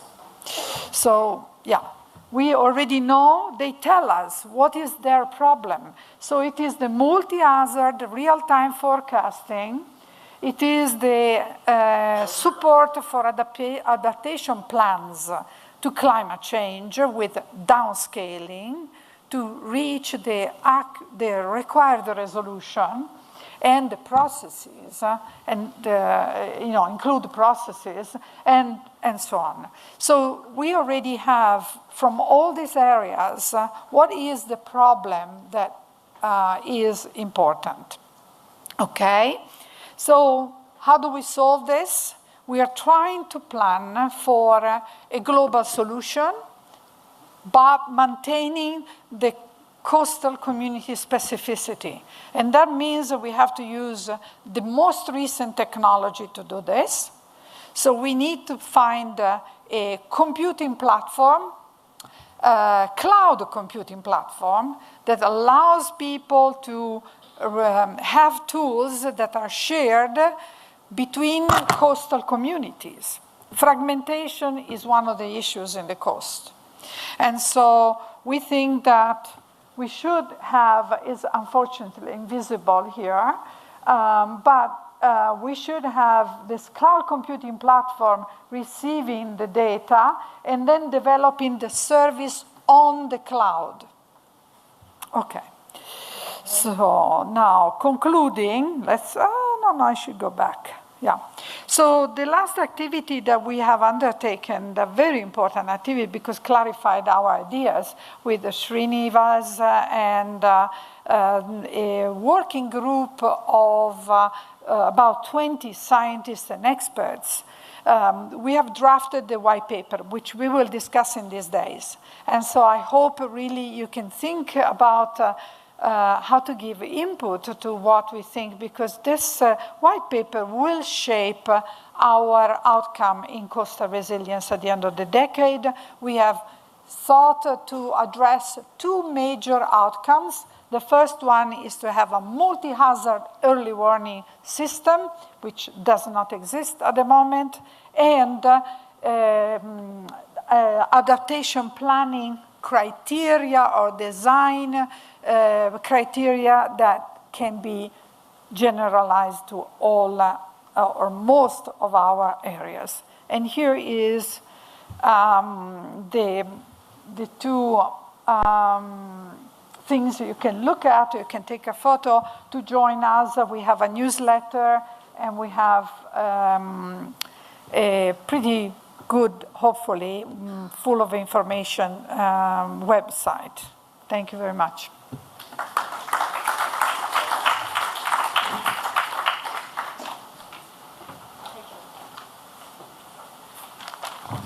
Thank you very much, ma'am. Our next speaker for today's session is Dr. Kilaparthi Ramakrishna. He will be delivering his talk on climate and oceans. Dr. Kilaparthi Ramakrishna joined the Woods Hole Oceanographic Institution on October 2021 as a senior advisor to the President and Director on Ocean and Climate Policy. While he continues to hold this position, he was given additional charge of Director of the Marine Policy Center with effect from November 1st, 2022. Prior to this, he had also extensively worked with the United Nations as Head of Strategic Planning at Green Climate Fund, Head of the UNESCAP ENIA office covering 6 member states and also 2 associate member states, as Chief of Cross-Sectoral Environmental Issues and Principal Policy Advisor to the Executive Director of UNEP. He is an elected life member of the US Council on Foreign Relations. He is also the chair of Strategic Advisory Group of the Nippon Foundation, JEPCO Seabed 2030 project, member of the Advisory Board of Black to Blue, a global initiative of economist impact, and a member of Board of Directors of the Woodwell Climate Research Center.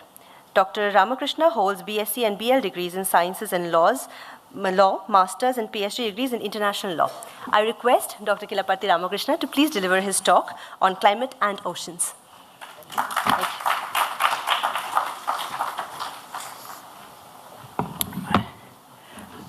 afternoon, and I want to begin by thanking Dr. Srinivas Kumar and Dr. Ravichandran, Government of India, for this kind invitation. I'm pleased to be here for more than one. I mean, normally it is customary to say when you're invited that you're most grateful, you think this is a really big deal and all those things. But in my case, it is a big deal, and I'll tell you why.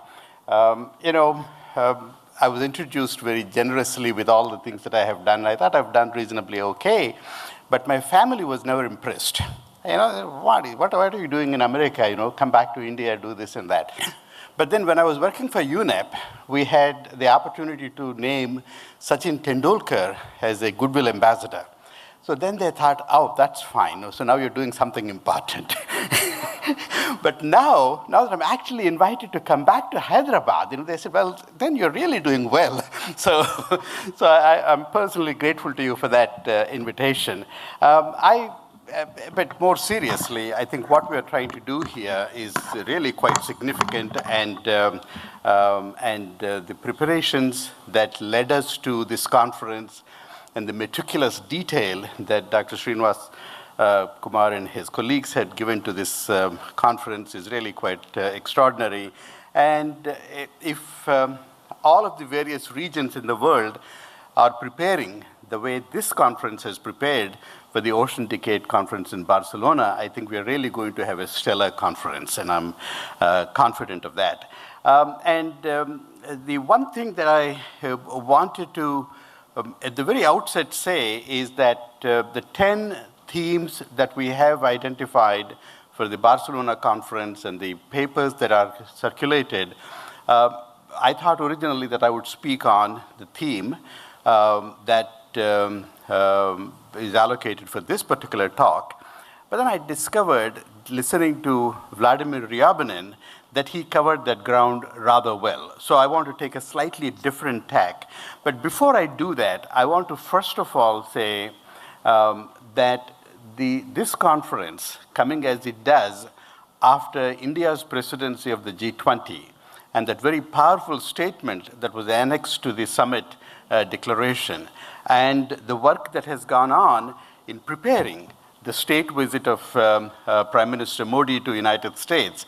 In all these exercises, ocean has played a big part of it, and I want to commend in particular Dr. Ravichandran for his leadership on that. And our institution got involved in these preparations in more ways than one, and I and our institution is really looking forward to strengthening that relationship and then continuing to make things happen as we move forward on these things. And one concrete result that we had was to have INCOIS as a partner institution of the Ocean Pavilion that Hui and Scripps together have launched in the Climate COPs. And so that's the, in the nature of introduction, that's what I wanted to begin by saying that. The second thing I want to say is, I want to go back to what Vladimir had begun saying, and I particularly liked his the kind of the way he described it about how the ocean is sick and different doctors are working on different problems, but then the doctors are not talking to each other. And I think that really captures the where we are with oceans. It is we call it a green planet.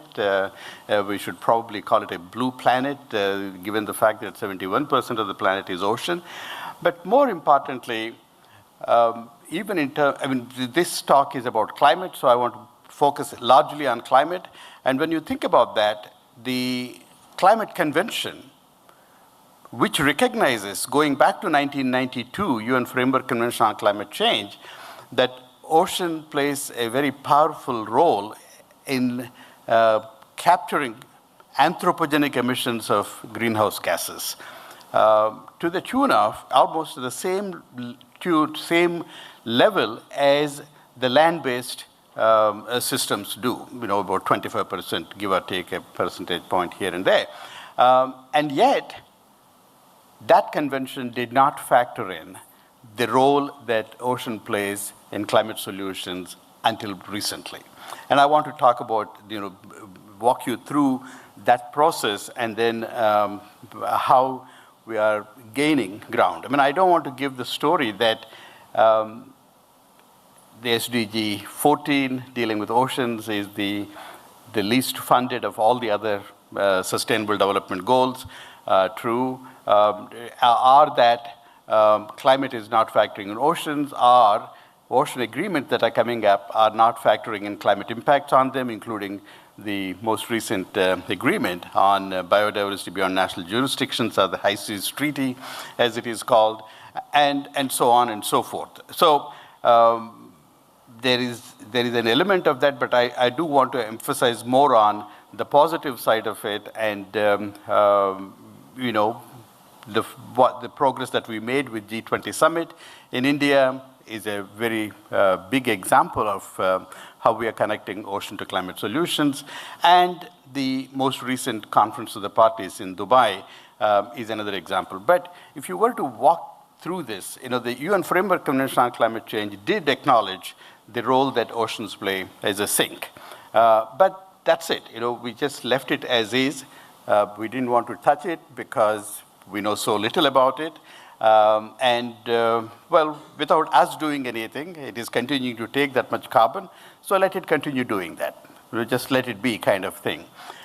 Whereas when it came to the land, we recognize that, well, forests are sequestering carbon, but we're cutting down forests, so therefore we need to have systems in place to encourage afforestation, discourage deforestation, and provide incentives to keep the forests intact, and so on and so forth. But we don't do anything like that with oceans because we don't have good enough sense of what it is that can be done and how do you factor that, and so on. So though 1992 agreement acknowledged the role that oceans play, it did not do anything in terms of factoring that in, nor any of the decisions that the parties have taken in the entire period from then on until the Paris Agreement. But when it came to Paris Agreement in 2015, there was more acknowledgement of that, and then the civil society groups have also come together and then said, well, we need to talk more about these issues. But that happened, in fact, from 2009, the Copenhagen Summit. But then it was in the green zone, and folks would come together and then for one day have lots of events focused on oceans and trying to connect to climate, but then that's about it.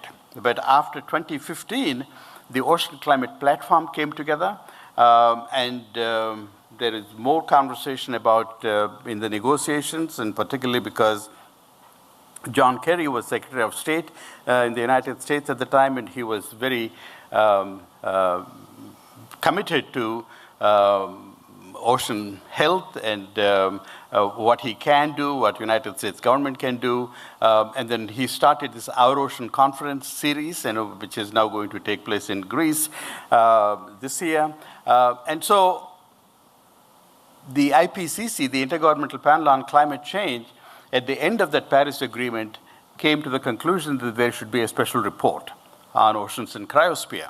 And then that report had led the governments attending the Madrid conference to think about a dialogue.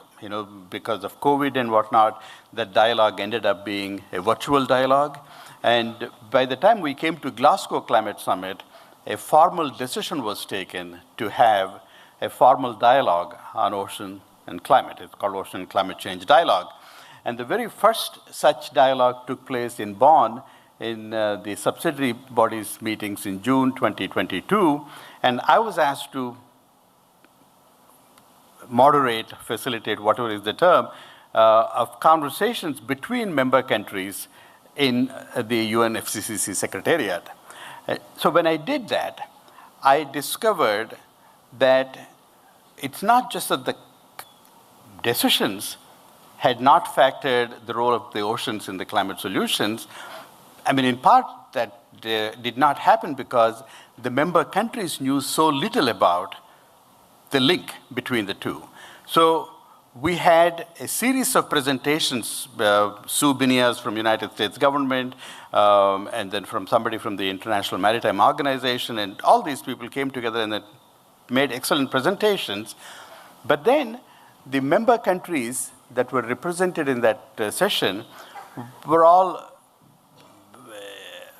kind of scratching their head to say, okay, there is a possibility that we can do something with it, meaning thereby how we can include them in the nationally determined contributions, NDCs, and developing baselines. So the conversation in that dialogue was largely about how little they know on what to do. And so I was very pleased when Dr. Srinivas Kumar talked about working with POGO and then bringing young people to work on these issues. That's absolutely vital. I know that, and Jamie and I work closely with Nippon Foundation, and they also have a similar training program, to carry that issue forward. And so that's more on the seabed mapping and so on. So we need to increase that, not just as a part of an education, but as part of capacity development to government officials, so they can really utilize the system well. So Glasgow Summit, and then we came to Sharm el-Sheikh, and by the time we came to Sharm el-Sheikh, the dialogue, the parties have decided, I think they particularly did not like the way I conducted this, the dialogue. They decided that the dialogue should be moderated by a representative of the government. So they have elected 2 representatives, and then so they I mean, that's actually the right thing to do. The government should take ownership of it, and then they have done that, and so that happened. So we gaining on that, so once that was done, the attention of not only governments and people like us said, well, dialogues take you only so far. It's just information exchange. It's about saying what we know and what we don't know, what we need to know. But the time is of essence, and then we need to really move forward with it. And the conclusion is that the global stocktake, a decision that was adopted in Dubai after intense discussions and where the negotiations had to be extended by a full day, was on global stocktake and also global goal on adaptation. In both those instances, ocean played a big part of it, and then there are concrete decisions that came out as a result of that. So I tend to see these things as positive developments and something that we need to build on. But again, I go back to what Vladimir had said. We need to really put a stop to this siloed approach. While these, I not only looked at the fifth, topic 5, but I looked at all the 10 of them very quickly. And one of the things that I hope that this conference will do is really dive deep into it to figure out what exactly the kind of linkages that are missing and what we need to do across the board. And I particularly liked the approach where you try to combine 3 topics and 2 topics, so at least, the one that we are talking about, 1, 3, and 5, it's marine pollution, biodiversity, and climate. So there are really lots of linkages that we can build on, and then, when we have these panel discussions, we can continue doing that. So I just want to conclude with what was accomplished in Dubai, and what the future holds in terms of really connecting ocean to climate solutions. First and foremost, they have agreed on modalities for addressing the need for ocean protection and restoration. Again, this is a first for the climate conference. And the reason I'm talking about climate is because I spent a lot of my adult life working on climate issues, but that is not the only reason if you look at these conferences, conventions, that have the conferences of the parties, the attention paid by member countries to these conventions varies by a lot. When you talk about climate, you have, in any given conference, you have 100 heads of state and government. When you talk about others, it will be like 1 or 2. I mean, that's just an indication. So if you really want to make major progress, doing this with climate has a lot of impact on other agreements as well. They also agreed on counting blue carbon among concrete mitigation and adaptation actions, starting with NDCs. How do you develop the baseline and what you need to do moving forward? I already mentioned that both in the global stocktake and the global goal on adaptation, the building of resilience and supporting island states and addressing chemical pollution in the ocean was a big part of it.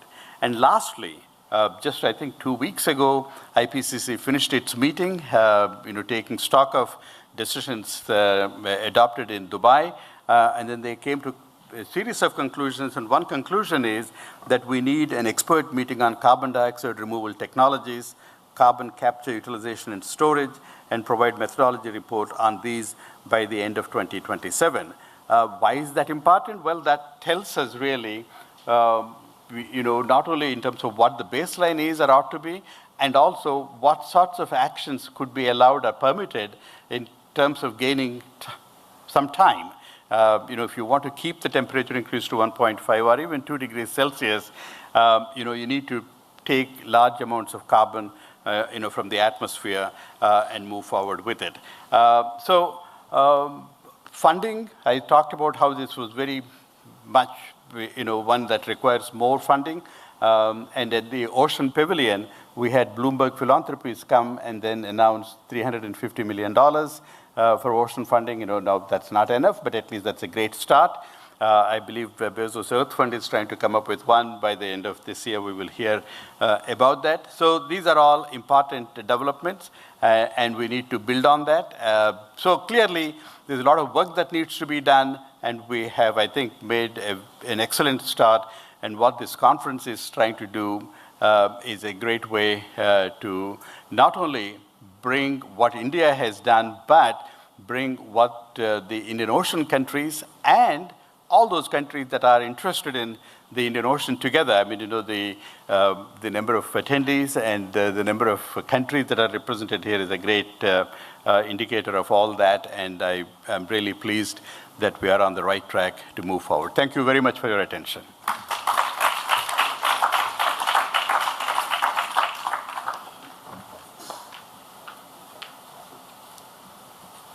Thank you so much, sir. Our next speaker for this session is Dr. Peter M. Hogan. He will be delivering his talk on policy and ocean governance. Dr. Peter Mosby Hogan is Policy Director at the Norwegian Institute of Marine Research and Professor of Oceanography at the Geophysical Institute, University of Bergen, Norway. He serves as lead expert of the high-level panel for a sustainable ocean economy, Ocean Panel, during 2015 to 2019. He was the elected chair of the IOC, UNESCO IOC, and from 2018, he became co-chair of the expert group of the Ocean Panel. His professional interests and academic career spans from coastal and polar oceanography through ocean climate processes, carbon cycling, and ocean-based climate solutions, including offshore wind. During 2019 to 2022, he was responsible for the IMR Global Development Program, and 2021 to 2022, he was part-time on loan from IMR to the ocean team at the Norwegian Ministry of Foreign Affairs. He has been engaged and is keenly interested in ocean science policy society interactions on topics ranging from blue forests to the role of aquatic food in the food system. I invite Dr. Peter M. Hogan to please deliver his plenary talk. Thank you, sir. Thank you very much for this, and thank you all for being here. This is a wonderful event to be part of. I really will talk about the global issues, but I would like to start by saying that as a Norwegian scientist, it's an extra pleasure to be here. After 2019, when our Prime Minister visited India, we have developed more and more collaboration, and my colleague Eric Olsen from IMR is also here and speak tomorrow. It started back in the 60s with the International Indian Ocean Expedition, actually, and some work from that time, but it has been going on. in waves, and now it's quite expanding. I'm really happy to be linked to this by coming here. Okay, my given talk is about policy and governments. No, I'm not really a policy maker. I'm also not an expert on law or governance. So could have maybe tried to speak about the international treaties. We heard about the climate COP. Now we have the biological diversity in areas beyond national jurisdiction, where major progress has been made. The World Trade Organization has made progress on fisheries. We have the Convention on Biological Diversity with quite specific goals for 2030 now. All of these instruments are there, but I'm not going to talk about that. I thought I would rather talk about how can we link ocean science to policy in the best possible way in the context of the decade, and see if we can just share some thoughts and ideas there. And I'm more of a practitioner in this than any sort of expert on how that is going to happen. So just to remind you, we've heard about the decade outcomes. I would like to say that maybe when we started planning the decade, we said the ocean we need for the future we want. And everybody started to say after a while, of course you cannot do that by science. You cannot reach that. It's more of an impact we'd like to see, but we have to work through outcomes. Then we describe the outcomes. And now we have the challenges which relate to the goals, the kind of outputs that we can deliver. But when we talk about science and policy, we have to link the two domains. And a policy initiative that I've been involved in, as also has been mentioned, is this high-level panel for a sustainable ocean economy. And there are linkages starting to be explored already a couple of years ago. What we see when we look at the ocean from a policymaker's perspective is perhaps different than what we see from a scientist's perspective. The Ocean Panel, which is this combination of countries, came up with 5 pillars that they see that we need to have in order to create a sustainable ocean economy. Ocean knowledge and ocean health are perhaps things that we think of and that are addressed. But also ocean finance and ocean equity are quite important here to get this right and to share. So just quickly, these are now 18 countries which go together, which have a shared agenda, and we've tried to produce knowledge support to the development of that policy. I think it's a little bit unbalanced with respect to Western countries these days. It was expanded to create a larger coverage of economic zones and coasts. And then the biggest countries were actually over there, but it's working not to be a bigger, very, very much bigger, but maybe should be a little bit bigger in order to cover regions. The latest edition is actually the Seychelles.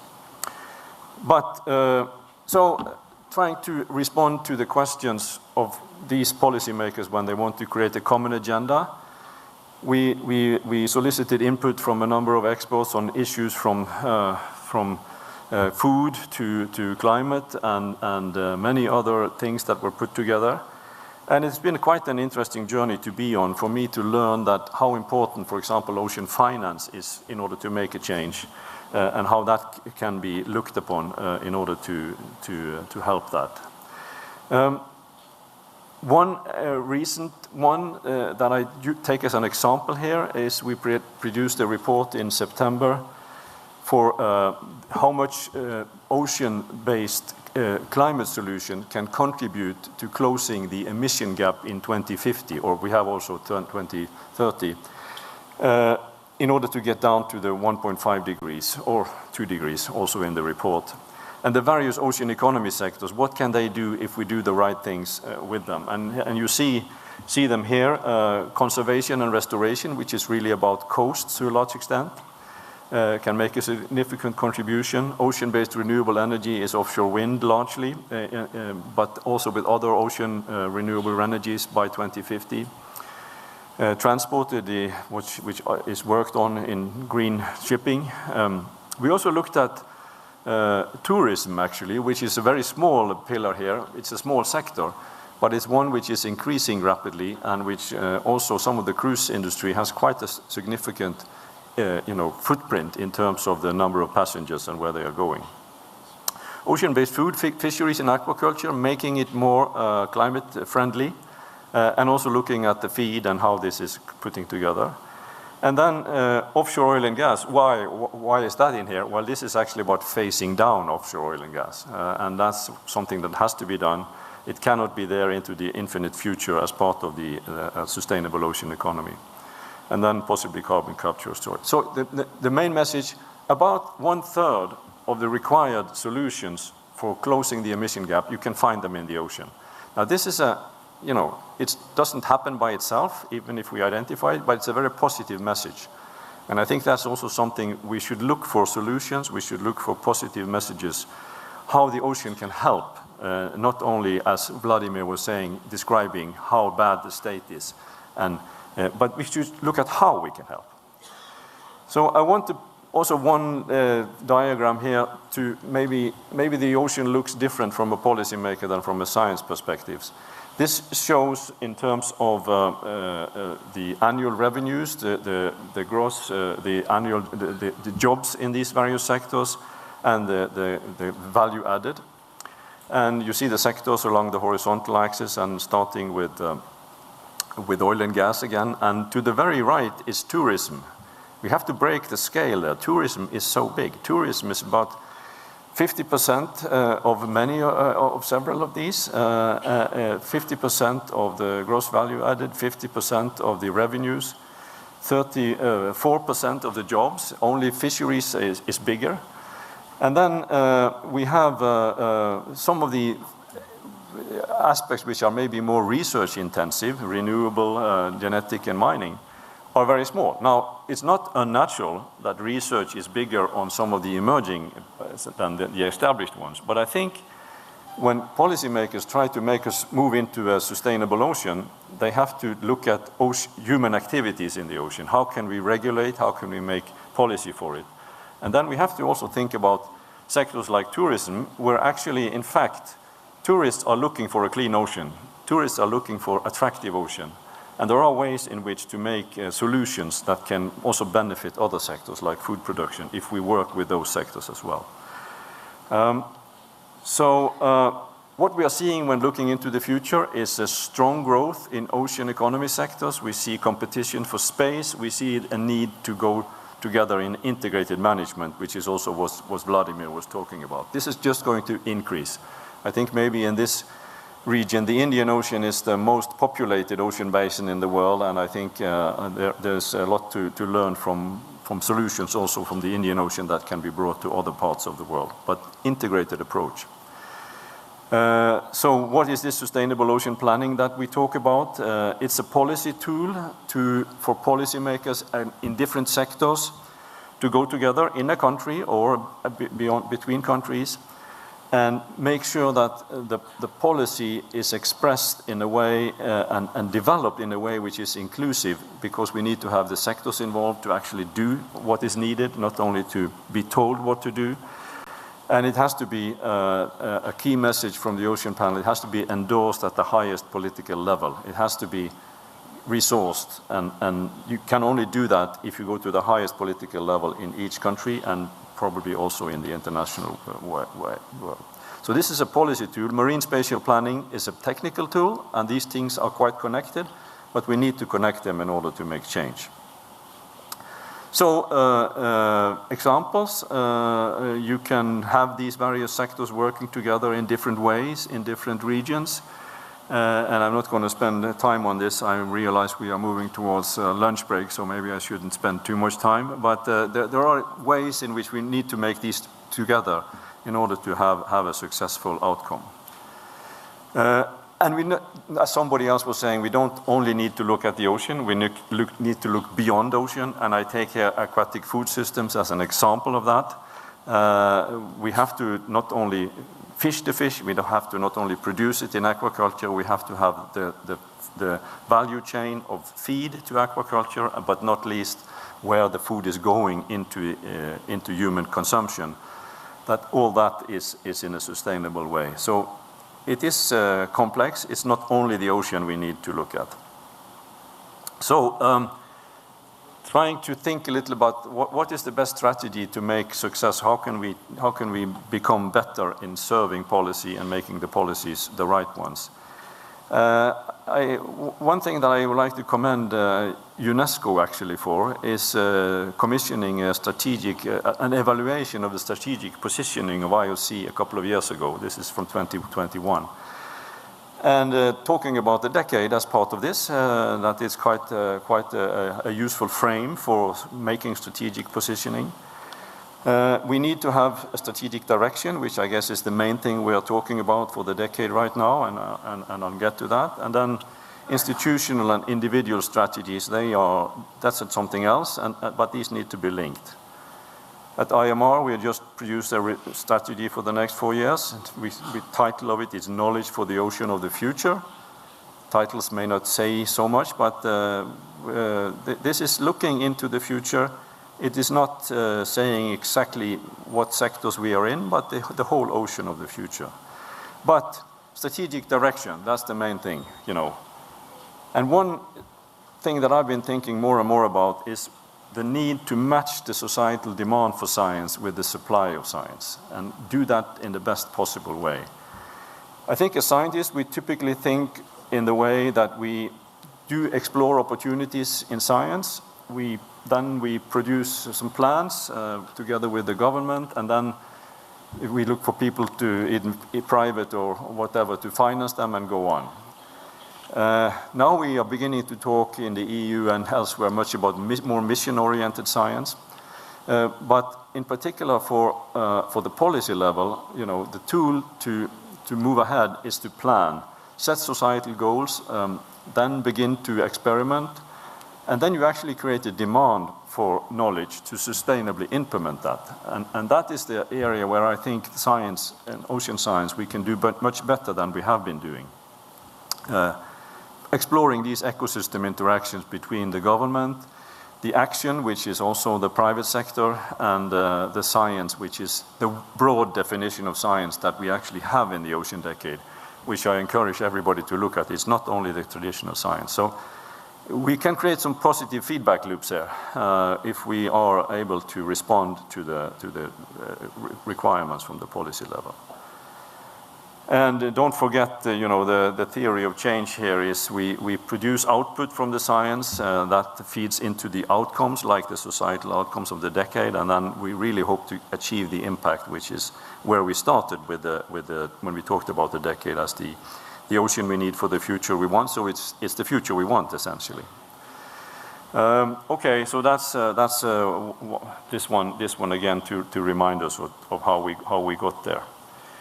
Then how can we move forward? And here I would like to recognize fellow colleagues who joined me in a workshop, actually, sailing workshop on the sailing vessel down there last year, when we talked about how can we move towards the United Nations Ocean Conference in 2025, and in particular, as I guess Vladimir mentioned, there is a science congress taking part just before that.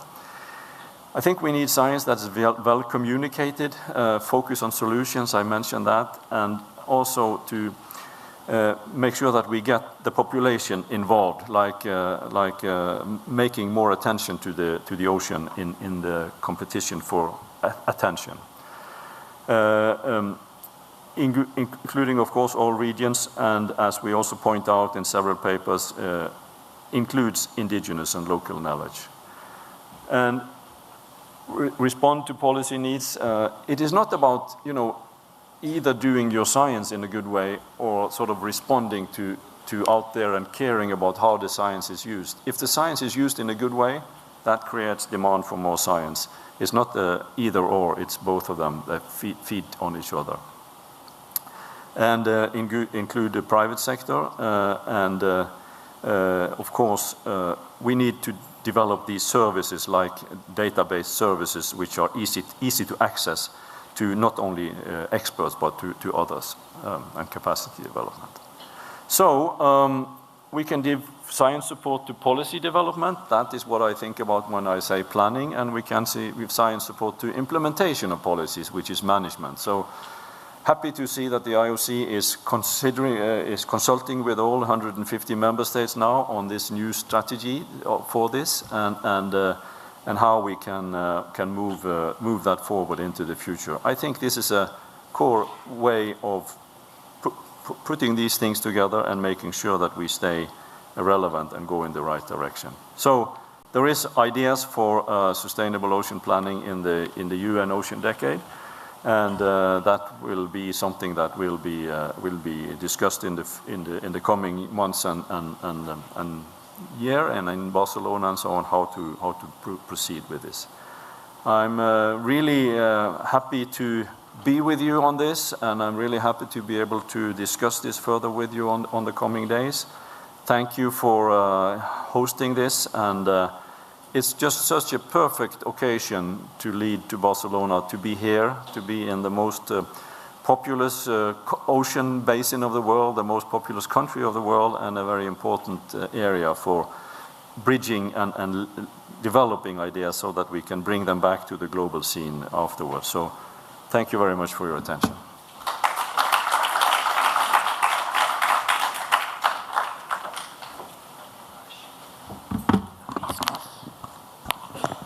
Thank you so much, sir.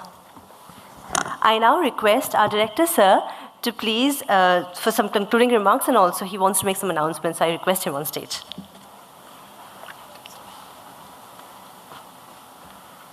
Thank you, Trishnita. I just wanted to make a couple of, first of all, I would like to thank all the speakers for these keynote talks. Actually, they were wonderful, actually.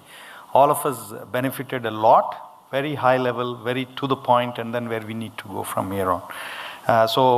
Unfortunately, we didn't have time to take questions, but the speakers are here. Please, so take time to talk to them during the lunch, during the tea breaks, and so on, and of course, also during the sessions. So I just wanted to make a couple of quick announcements.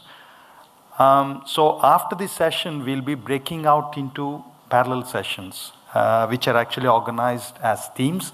So please look at your, the program sheets that you have. So we'll break now, and then we get back to this hall as a plenary, again only on day 3. That's on February 3rd at 2 p.m. So until that time, from now on, until day after tomorrow afternoon, we'll be, in individual parallel sessions. And then the sessions, where the sessions are being held and in which room, it is on your, program sheet. You must be having hard copies, but otherwise, you can, talk to any of the, organizers having an yellow badge. The other thing is actually there is a DCC IOR at INCOIS, and then we have a governing body meeting. About 8 members of this governing body are here, and then some of them are joining online. So we have a meeting of the governing body. Somebody will take you there to that. The governing body members can please follow us. Maybe you can follow me. We'll be there. The meeting starts at 1:30 now. So we have very less time to, grab a quick bite and then go into the meeting. And the other thing is actually we'll arrange a visit to INCOIS facilities at 5 p.m. today. That is after you finish your parallel sessions. So whoever is interested, some of you have visited yesterday, but then whoever is interested in coming, seeing the INCOIS facilities, which I would highly recommend you should, please meet us at the reception at 5 p.m. We'll make it quick, about an hour or so. But then if you have further, if you like some areas or things that you need to discuss with scientists, the next 2 days will be, that will be an opportunity. That's the reason we want to do it today. So 5 p.m. at the reception. And of course, on day 3, starting from 4 p.m., so let me come to, day 3, 2 to 4 p.m. What are we going to do here as a plenary? So when we break out to the individual sessions, like for example, today we have challenge 1, 3, and 5, that, like Rama was mentioning. So they'll be meeting in parallel sessions, but on day 3, they will come together. So there are 3 chairs for these sessions, these 3 parallel sessions. You will run your individual sessions, the chairs. So what we would expect is on the last day when we are coming into the plenary, one chair can actually compile the findings from these 3 sessions. So you could decide amongst the chairs which of you would do that. But I think you'll find that, you'll make the decision easily. So we had a meeting of the co-chairs yesterday, but then since several of you were traveling, we could not actually convey these instructions. So I thought I'll do it now before we break out. So the chairs can kind of decide, one of you can put together. Of course, the rapporteurs will be there to help you actually to put together things. And then one of you can present on the last day actually. So that will be 3 chairs presenting for all the 10 challenges. And then after that, that session is over from 2 to 3:30. So that will be the, we'll have all the messaging that we need to take to Barcelona at the end of that 3:30. Then we break for tea, and then at 4, starting from 4 to late into the evening, we'll have the inquires a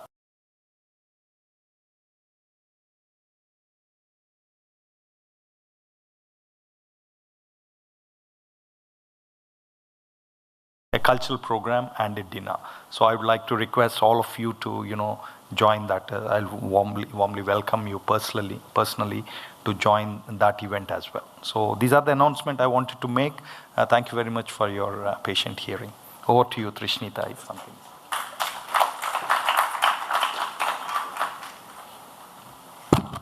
Thank you so much, sir. Thank you to the speakers for their very insightful talk. Thank you to the audience members for being so cooperative and patient. Thank you to the entire organizing team for putting up this amazing production. We now break for lunch. I don't want to take any more of your time because there is, of course, a hurry. I request the dignitaries accompanied by our director, sir, to please proceed towards lunch, ground floor.